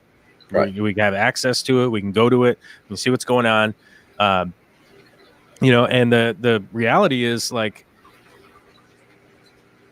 we know what it is to protect the environment, because we have the national forest. We know what it's like if we maintain it and go, all right, we can use it, but we can't abuse it. We know what it's supposed to be like, right? But we also know what it's like to have cities like, and not to like bang on Detroit or anything, but we know we have cities like where we just allowed, essentially, and this sounds like so goofy to say, but we just allowed the corporations to just extract whatever they could from it, and then when there wasn't anything left, they just bailed out, and all the buildings are empty, and they're just like, yeah, never mind, take our money and we're out. So like I was saying, I'm just all about progress. I'm a progressive person. Like, I want things to continue going forward, as opposed to arguing about things from the 40s, and stuff like that. Like, and however we got to do that, I think we should do it, because we're so far leveraged in debt. We're never going to be out of debt. We're $23 trillion in debt as a country. Right. Which balances out to like 80 grand a person or something like that. I don't know. I'd have to type the math in again. But last time, for my part, I thought that's what. Yeah. So, and it's like all of the conversations that are going on in the news right now is like, does everybody get health care? How are we going to afford it? It's like, we're not paying our bills anyhow. So why don't we just do that? Like, let's just go. Like, let's go. Like, let's figure out what's a good idea and let's just do it and move forward. So, right. It's one of those things. Oh, I definitely agree. Chewy LTD says microplastics are a bigger worry. They are affecting microbiology to mutate. Fish and fever. Yeah, absolutely. I don't know nearly as much, and that's why I didn't bring them up, because I didn't have facts to go behind it. But I have seen a good bit on the microplastics and the issues they are causing. So I definitely agree with you there. Moonstone came through with another $5 super chat. Thank you, Kim. Says, okay, derps, secondhand lions. Smiley face. I think that's a movie, if I'm not mistaken. I'm almost positive that's a movie. I'm going to have to double check. I feel like I've seen that movie before. None of the Missouri people have said anything since I dogged my home state. I'm sorry, guys. I still love Missouri. I loved Missouri. I thought it was fantastic, and I also think there's just a ton of opportunity there for, people that are living in a city right now. Like, I've talked about this on so many occasions. We're at a point right now where there's a lot of people living in cities and stuff, and there's really not necessarily any opportunity. And if you look at that, it just has to do with the affect of the generational moves that have happened. If you look at World War II and Vietnam and all that kind of stuff, like, if you look at the generations where they moved, they all moved towards cities and stuff because, if in, let's say, World War II, let's take my grandpa, right? So my grandpa was, he was a captain. He was a bombardier captain in World War II. So he bombed and killed all sorts of people up and down the Pacific. He ran his full 88 tours or something like that. His 88 runs or whatever the hell it was. Then he stayed in for an extra however long, got out. When he got out, instead of going back to Utah, or he went back to Utah temporarily, had my dad, then they moved up to Idaho. You can kind of probably guess if my grandpa was a Mormon or not, but you can probably figure that out. When my and then my dad had three younger brothers and sisters and stuff. And he stayed there and became a department store guy. Like he was just a dude who worked at the department store because you could do that back then, you know? But when my dad was grown, right around the Vietnam War, right, was like, all right, screw it. I got to get out of Idaho. This sucks. Signed up for the Navy, went out, did his 8 years in the Navy, came back, was stationed in, escapes my mind right now, Gig Harbor, Washington, which is basically, at the time, was basically a naval base and trees, you know, and lived out there for a while, met my mom. They got married and moved basically to northern Seattle, right? As my mom was a charge nurse, right? Right. I'm still here. So they moved there. I lived up, and then they eventually moved up north. So we're like sort of in between no man's land and Seattle, right? So we grew up there. And then if you kind of look at the progress, my grandparents stayed where they were in Idaho, right? They never left. So it's just an occupied home. Well, they eventually got old. Well, my grandmother's still alive. She's like 96. Oh, wow. She lives by herself. I'm going to drive out there again this summer and go visit her for a week. That's cool. She lives at her own house. She was, which is crazy because she, like 4 years ago, there was a light out. So she has this like crazy vaulted ceiling, right? There was a light out. So she went and got the big ladder, climbed up the ladder to change the light bulb herself, fell off the ladder. Oh, no. Broke her hip. Oh, and then like slipped some discs and a bunch of other stuff. She was all screwed up. Went to the hospital for a while and then got back out and refused to leave the house. And she's still there. And like I could call her right now and she'd be like, "Hello, how you doing?" You know, it's weird. But anyhow, so that space is still occupied. Now, a lot of that same stuff happened in Missouri, where the people just lived up until they were 80, and then they, you pass. You're gonna pass away at some point. Those people passed away, and there was no one to move back because their kids were like 60. You know, like if somebody's 80, let's say that their kids are 55 years old, they're not going to move back from Boston to Missouri, right? Because they have kids in Boston, right, that are like turning 18 and about to go off to college or something, right? They're not going to move back, and there's really no reason for them to move back, so they just end up being these unoccupied homes in like Missouri and stuff, and the migration has never gone back to reoccupy those spaces. And that's one of the things that I'm sort of focusing on in the future. It's part of what I'm kind of working on YouTube, is to start illustrating how people that are living in the city that are kind of just oppressed by things that we talked about earlier, like the high cost of living and all of that kind of stuff. How are they able to kind of leverage that and move somewhere else for their own security for the future, for like food security and, living a little more independent, or maybe just having some more space to, maybe you want to be a farmer. Maybe you don't. Maybe you want to have a little farm. Maybe you want to have a tiny farm that you grow sunflowers. Maybe you grow 3 acres of sunflowers every year or something. People can't do that right now. If you live in downtown Seattle, you can't. There's no 3 acres for you to have. You don't have $400 million. To like, I'm going to grow a sunflower downtown. Nah. Well, and then you have places like Flint, where the environmental issues have forced that housing market. I mean, I can buy a home for $1,500 in Flint. Most of it's gone because it's been gutted by the people that are still there. And even in trying to rebuild the homes, a lot of times they'll put in work, and then the next day they come back and all the wiring is stripped and all of those things. Yeah, Vicky and I went out to Matt's place, who's he's not really a fish YouTuber, but he's a fish guy that's been around. And he lived outside of Flint, and we went out and toured Detroit. We toured all around Flint because he knew that area really well. And one of the crazy things was, you drive down a street down there, all those houses that were unoccupied, it was costing the city more money to try and police those unoccupied buildings. So then they were just paying, like, I forget what it was. It was something ridiculous, like $800 for anyone to just come knock the house down and clear the stuff away. And you'll drive down a block now, and there's like what used to be houses, like a suburban area, house. There'll be like one house, empty lot, empty lot, empty lot, empty lot, empty lot, one house, empty lot, empty lot, empty lot. And it's like, what happened here? This is weird. And it's like, well, they just knocked all them houses down because there's no one to live here. There's just losing that opportunity.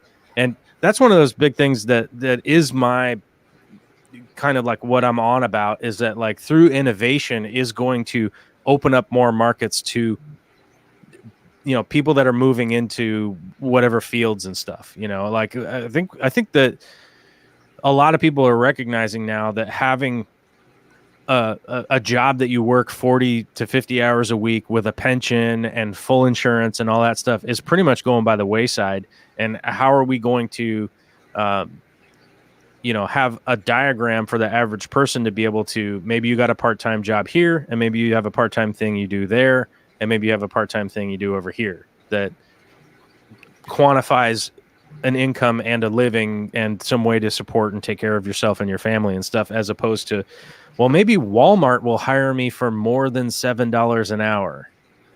Right. But likely not, you know, because there's no reason for them not to. Yeah. You know, which that kind of segues into another topic I wanted to discuss with you, but I want to grab a question real quick. It was actually a fish-related question. If I can find it again. There it is. Don Gallagher says, Fishroom Fever, this question is for you three or anyone in the chat. Have you ever had a fish get stuck in the tube of a sponge filter? I found a corridor dead and a bristlenose 2 weeks ago. I've never had one get stuck. I've seen them go in there, but I've not had one get stuck as of yet. I have, yes. Yeah. I have seen them go in there and get stuck. I've seen dead ones in there.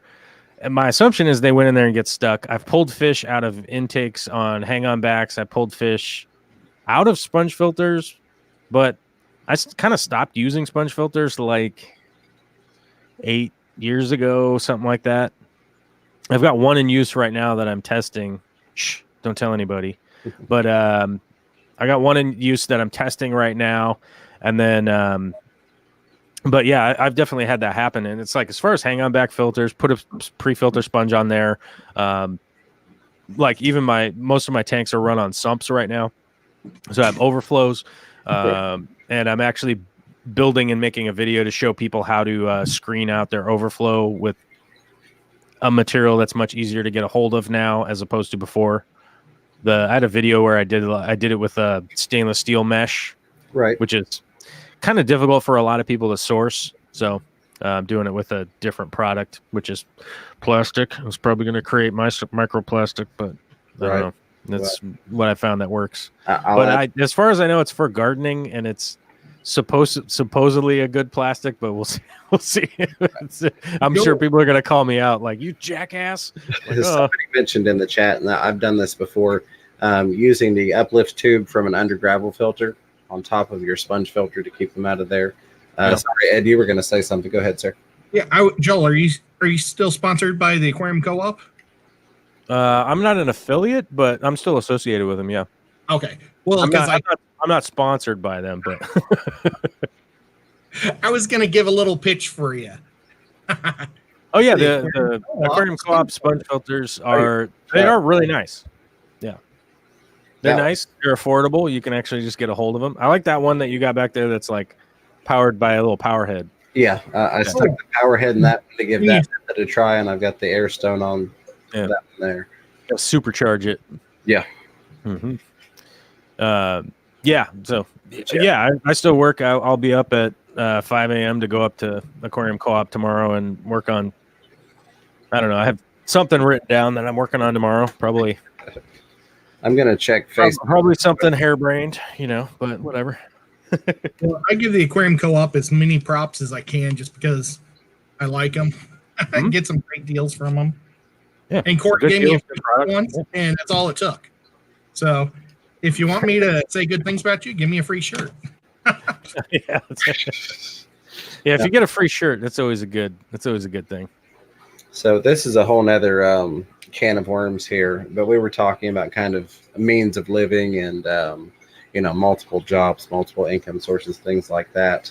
I had mentioned I'm going to stoke the fire on this one. I mentioned Gary Vee specifically the other day in one of my streams, and you said to bring that up in our talk today. Oh, yeah. Part of that, and I understand that it's a rich guy coming from a rich guy's perspective, which makes it easy for them to say. But I feel like he does have some valid points. Those being too many people work for status level versus personal happiness. I think more people should aim for what really makes them happy versus what the neighbors think they should own. And the other big one that I really take to heart is not caring what people say in terms of, like, trolls on YouTube, other people's opinions about you specifically. And I've said this many times on my streams. I always want to bring value in my content, be it either educational, informational, hopefully a little bit of both. Mm-hmm. But if you don't like me, you're not going to hurt my feelings because you don't like me. Oh yeah, I mean, I'm disliked by a lot of people. It's fine. I've noticed that. But you have very valid points about him as well. Well, yeah, I mean, the issue with like listening to somebody who goes like, essentially,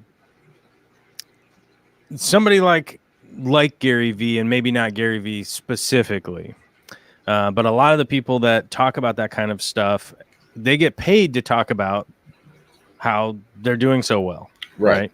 And that's their form of doing so well, right? And that's the thing that kind of puts that smoke screen up, is like, well, this guy's telling me about how he's doing so well, but the way that they're making their money is by telling you how well or how they're doing so well, right? You see how that's like this kind of double-edged sword of like, wait a minute, so you give me advice to do X, Y, and Z, right?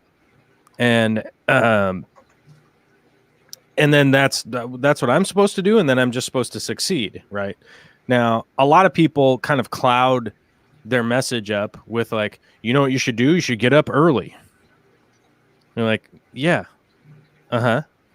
I mean, if you're up early, then you'll succeed. It's like, okay, well, if you get up early, that's not the only thing. Well, make your bed.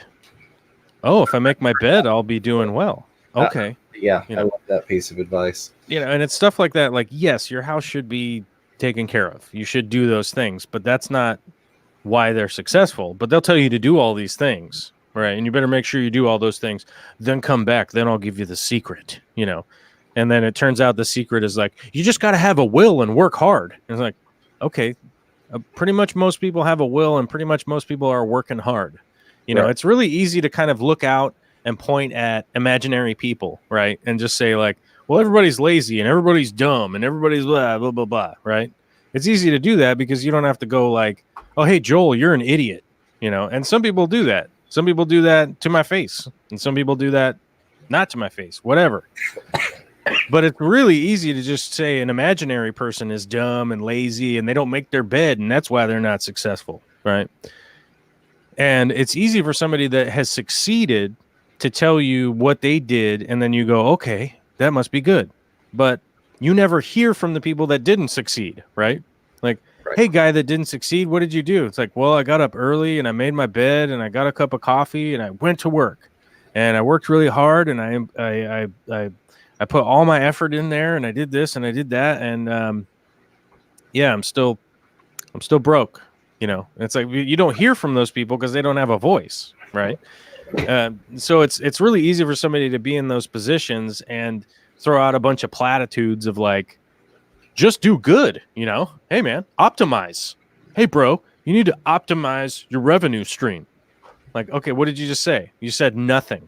Right. But it sounds like you know what you're talking about, And the reality is like a lot of people get lucky. And a perfect example would be Joe Rogan, right? Joe Rogan has the biggest show around, pretty much, like out of any. Last night, no, I'm kidding. Yeah. Did you give him a call? Hey, what's up? But like, Joe Rogan has the biggest show around. He is the announcer for the UFC. Mm-hmm. He was on a TV show when he was like, 21 or something. I mean, I don't know his full bibliography, but he definitely talks about it a lot. Right. He got a developmental check when he was young. Like he got a check for $250,000 when he was like 21 to do a TV show that got canceled. Right. And he was talking about how, well, I had all my bills paid for 5 years for sure. So I just kept doing stand up. And then I got this other show. And then I got this other thing. And I kept karate kicking people at the gym. And then I met the people that started the UFC. And then I started announcing for the UFC. Right. Like there's a whole ton of luck, right, in there. Now, yes, Joe Rogan showed up. He worked hard. He made his bed. He did all the things that he's supposed to do. But just to say, like, well, that's the example of what you're supposed to do. We'll give you $100 million or something. Like, it's just not applicable necessarily. Right. Now, you should listen to the basics and do those things anyhow, right? But yeah, and I agree that, and 99.8% of the people out there that are giving motivational talks, it's exactly that crap that you mentioned. Right. Right. A lot of what I listen to, he'll talk about things like, why is everybody striving to be a millionaire when they could be happy at, making 100,000 a year, living within their means. Well, the question that I have with that though is my immediate question that pops into my head when I hear Gary Vee go, you could be happy making 80 grand a year and you should be happier making 80 grand a year. Why do you want to be a millionaire? It's like, well, then why aren't you doing that? Right. Why isn't Gary Vee doing that? Right. Why doesn't Gary Vee just say, you know what? I don't want to earn $1 million or $1 billion or whatever. Why isn't he doing the thing that he's saying? Right. Now, it's something that happens in recovery. I don't know if you guys know I'm sober, blah, blah, blah, whatever. It's a stupid. Congratulations. It's a self-aggrandizing story, realistically. But you hear it a lot in recovery is that, addicts and people like that will talk to you about what they're going to do. But what is their actual actions, right? And it's the same thing if you get into the psychiatry of abuse, right? If somebody's abusing someone else, it's like they'll talk about the things that they're going to do, but what are their actions like, right? Yeah. And that's the same thing. Like that's kind of the reason I was bringing it up is like, look, take the advice, but take it with a big giant grain of salt in the fact that somebody's telling you like, take care of yourself, work out, eat food. Eat the correct food. Like don't drink 100 beers a day, like sure. Like don't do those things. Like take care of yourself, do that stuff, but that's not going to guarantee you some kind of either financial success or happiness. It's not going to do either of those things for you specifically, Absolutely. And things like, if you hate your day job, start working on a game plan on, something secondary you can do so that you don't have to have that particular job. That fly is just annoying me to death. Well, it's super funny. Like if somebody like Gary Vee will be like, if you hate your day job, just quit, and it's like, what? Like, what are you talking about? Like I got to feed these babies. Right. Like, like, what are you talking about? Like we all are adults. We have responsibilities. We have other people are counting on us to do the things that we're supposed to be doing. And that's the same way I look at, being an American is that, yes, I do want everyone to just be free and hang glide every day or do whatever the hell people want to do all the time. But we also do need to protect ourselves from the overreach of what tends to happen, in business and stuff, it's like. And I will say this, like I said, 99.8% of the people that are doing that are doing exactly what you're saying. Like the Zen Ginger's bringing up in the chat. He says that he doesn't say that you should be happy at 80,000. He says if you can be. He pretty much, I don't want to say loopholes because it's not loopholes, but he's saying if this applies to you, use it on all of his stuff in particular. Thank you, Zen Ginger, for the $1.49 big salt shaker there with all the grains of salt. But no, I definitely agree. There are a lot of people that say a lot of crap, and it's easy to. And that's one of the reasons when I first started this channel a couple months ago, I did my first how to get monetized video when I had like 80 viewers. And right. Like, dude, what do you know about getting monetized? You've got 80 subscribers. And it's like, well, I'm doing this that way I can show from the beginning versus looking back like you're saying and going, oh, hey, it's easy. It's, I'm here already. Right. Because you don't get a lot of people that will talk about things before they happen. It's easy to look back and go, yeah, dude, it was no problem. Right. It's one of those things like, everyone's going to encounter problems in their lives. You're going to run into things that are that happen, right? Somebody just posted, looks like the haters came. There's 11 dislikes. And the reality is, like, there's somebody in your chat that I know specifically, brought up legal stuff against me, at one point. So it's like, you're going to run into stuff where it's like, oh, it's the fish fam. Everybody's the fish fam. Everybody's cool.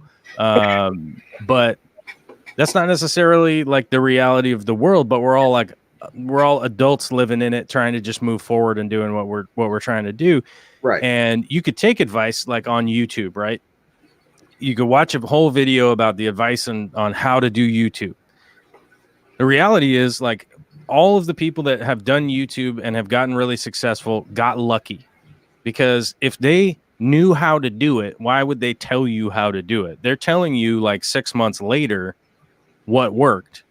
But by that point in time, that's not going to be the catapult that you're expecting in that success. Now, having good audio, having good video, having a good thumbnail, and having a good title, that's all just like base stuff that you're supposed to do. Like, that's just what you're supposed to do. So people understand what it is that they're clicking on, right? And then when they click on it, oh, I can hear the sounds and I can figure out what's going on. Like, okay, yeah. But if you like watch people like Gary Vee that are like, here's how to be successful. And, it's like, here's how to make your thumbnail so everybody will click on it like a million times. And you're like, well, there's also the people that are building the thumbnails that have words in them that you can't see. Right. Right. So at one point in time, that would trick the YouTube algorithm to serve up your video over everyone else's, because you would just take a word like this back here, like caution, fire is hot. Like, let's say you made a video about that. You could actually just put the text in that was the exact same color as this background back here, right? And then just shrink it down, and the Google algorithm can read that. Humans can't even see it, but the robot knows it's there and knows like, oh, I better put that at the top because that's literally like what this video is about, So, to take base advice, yes, as just a fact of like things that you're supposed to do, but it's hard. It's easy to get like wrapped up in like, oh, I'm taking this advice and I'm just going to be successful, which, it can be problematic at best, Absolutely. Yeah. So how did you like tonight's thumbnail? I don't know if you got to see it or not before the stream. It's pretty good. Everyone in the world's going to click on it and hit the dislike. Yeah, absolutely. I got that as idea. Obviously, you do the cartoony thing, but I was bouncing ideas back and forth with the Zen Ginger, who I didn't mention her comment earlier, but she said, her and I are at completely opposite ends of the political spectrum. And we talk all the time on Facebook Messenger, and we have good conversations. Yeah. And there's no reason you can't. But when I was bouncing ideas, she's like, well, how does Corvus do that cartoon thing? See if he can maybe make a cartoon head and send it to you. And I was like, well, I've been looking at this app. I might as well just pay my couple of bucks for it, because I needed to up my thumbnail game like you were talking about. So, well, that's the reality. Like, so all the cartoon stuff that I do nowadays, like I have a guy that I pay to do that. He actually just makes a PNG transparent file of a cartoon of whatever it is that I send him. So if it's an interview I do with somebody or whatever, like, and that's just because it's a time thing, it's literally boils down to like, well, I could take the hour and a half to do it, or I could pay somebody what I consider to be a reasonable amount. Right. And they're making a living, and it frees up time that I have more pressing things to do. Like I can't get somebody in to wire an electrical panel for me because I have to pay them, $250 an hour. Whereas I could pay somebody like $20 an hour to do a thing that I can go do, Right.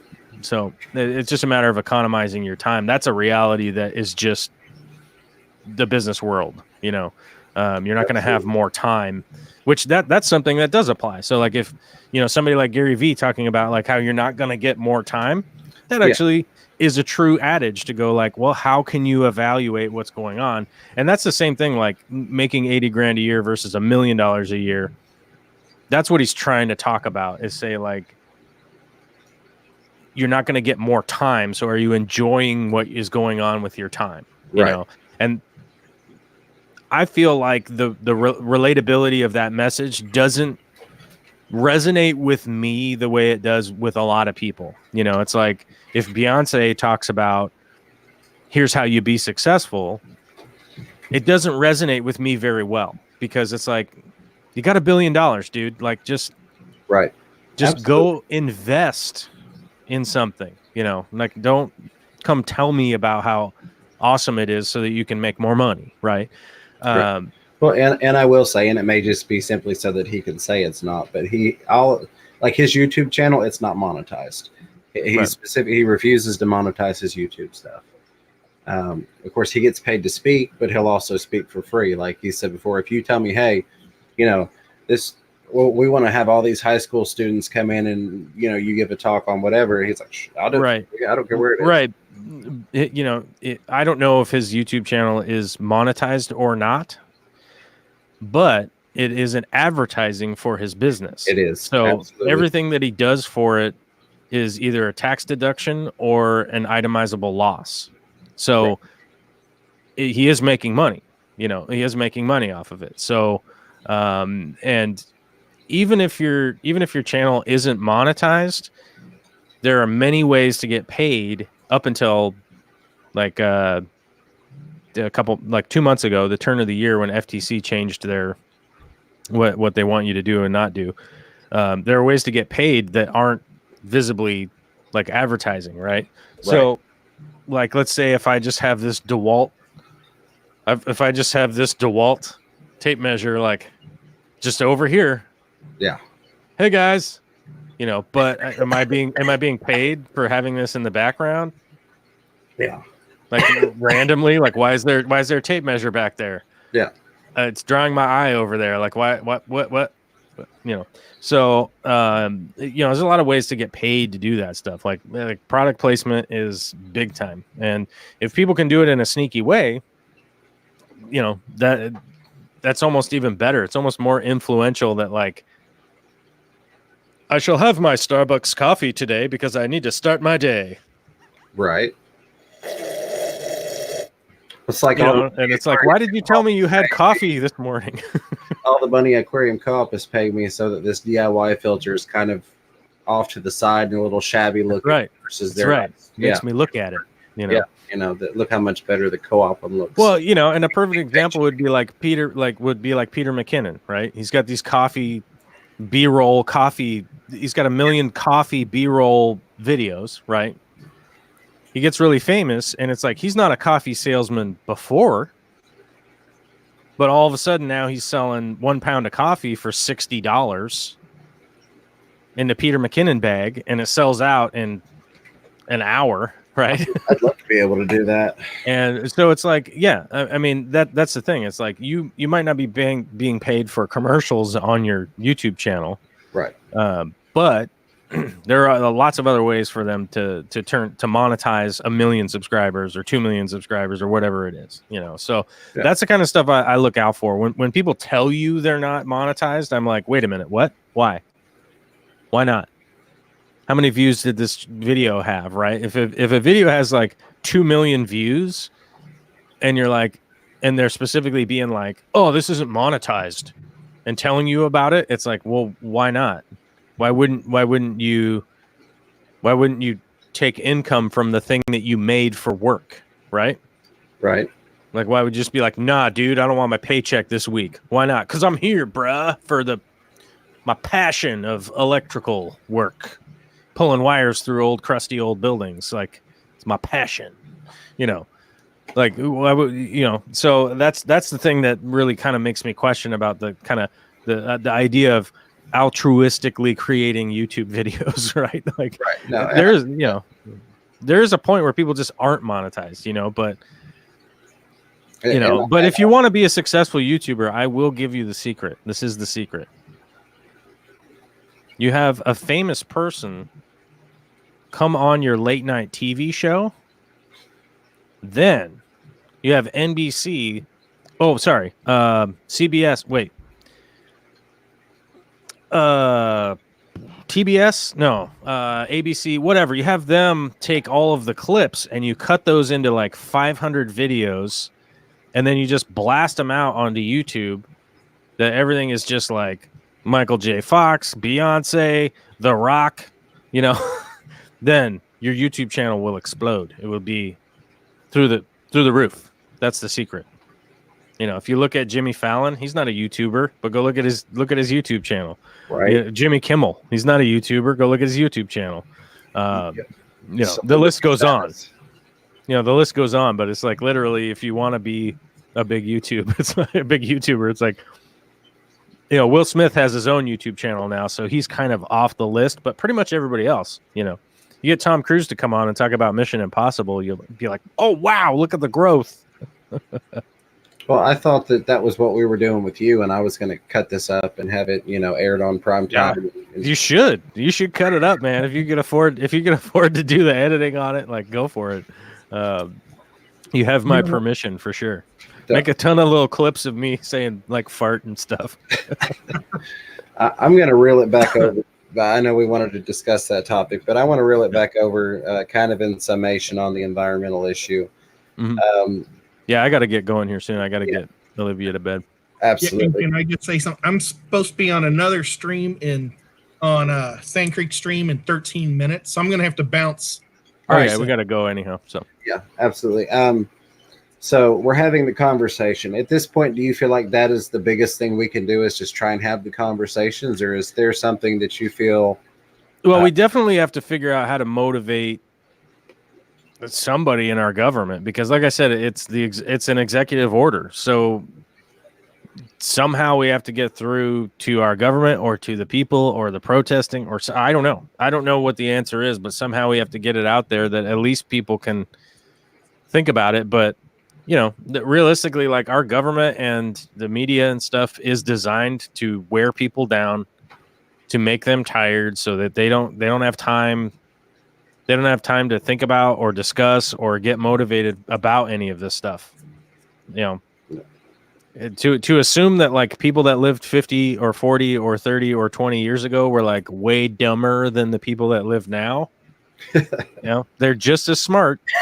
And, you know, the systematic, you know, sort of destruction of a lot of the implementation that went in through the, you know, if you just look up Carnegie sometime, go look up Carnegie or the Rockefellers or any of those guys and look at what they did, what they accomplished, and how they got to a point where they helped those super rich guys helped to implement a lot of the laws that created the 70 years of improvement in this country. Yeah, or the 60 years of improvement in this country, and then a lot of that's been stripped away. So I don't know. I don't know what people should do, but they should at least know and, you know, get educated about it, because it's just not a good idea. Absolutely. Real quick, I want to say thank you, Zen Ginger, for the $5 super sticker with the clapping fox mouse. Not sure what it is. It says bravo. We appreciate that very much. It's like a fox mouse. Yeah, it's a fox mouse. Yeah. Chattanooga Ed, thank you for co-hosting with me again tonight. Joel, I appreciate you coming on. I'm going to run through the list of super chats real quick so I can thank everybody accordingly. Zen Ginger with the $2 super sticker. Sand Creek Aquatic with the $1 super sticker. Mike from the Fish Tank Barn, $5 super chat. Sand Creek Aquatic, $5. Frank Factor, thank you very much. The $50 super chat that came through, following Joel over from the Corvus Oscen channel. Fishy Fun, $57, $10. Moonstone, $20, followed by Moonstone yet again with another $5. The Zen Ginger with the $1.49, and then the Zen Ginger rounding it out with the $5 super sticker. So thank you to all of you. I want to thank the moderator team for doing that. Interesting job tonight. I appreciate you all. It was definitely a night that it was good to have a moderator wall in force. And thank you to everybody who's been listening here on YouTube and Facebook as well. I appreciate you all hanging out for the chat. I know it's a little different than what we typically do on the fishy streams, but I think it was a good conversation we needed to have. If either of you all have any closing comments or anything you'd like to promote, by all means, go right ahead. Joel, I wore this shirt for you because you were before, and I got a shirt that can match him. So I tried. I really appreciate you coming on tonight. It was a lot of fun. We'll have to do it again. Sorry that I hope I'm not rushing us off, but I gotta go. I got a baby that's I got to get her to bed soon. So. Oh, and that's what I told him. I said we should have had his peanut on here somewhere because it's not right having you there without the baby. Yeah. Where's Olivia? Yeah. All right. Well, thanks for having me on, guys. Thank you again, everybody. And until next time, keep your fish healthy and catch yourself a little fish room fever. Bye, guys.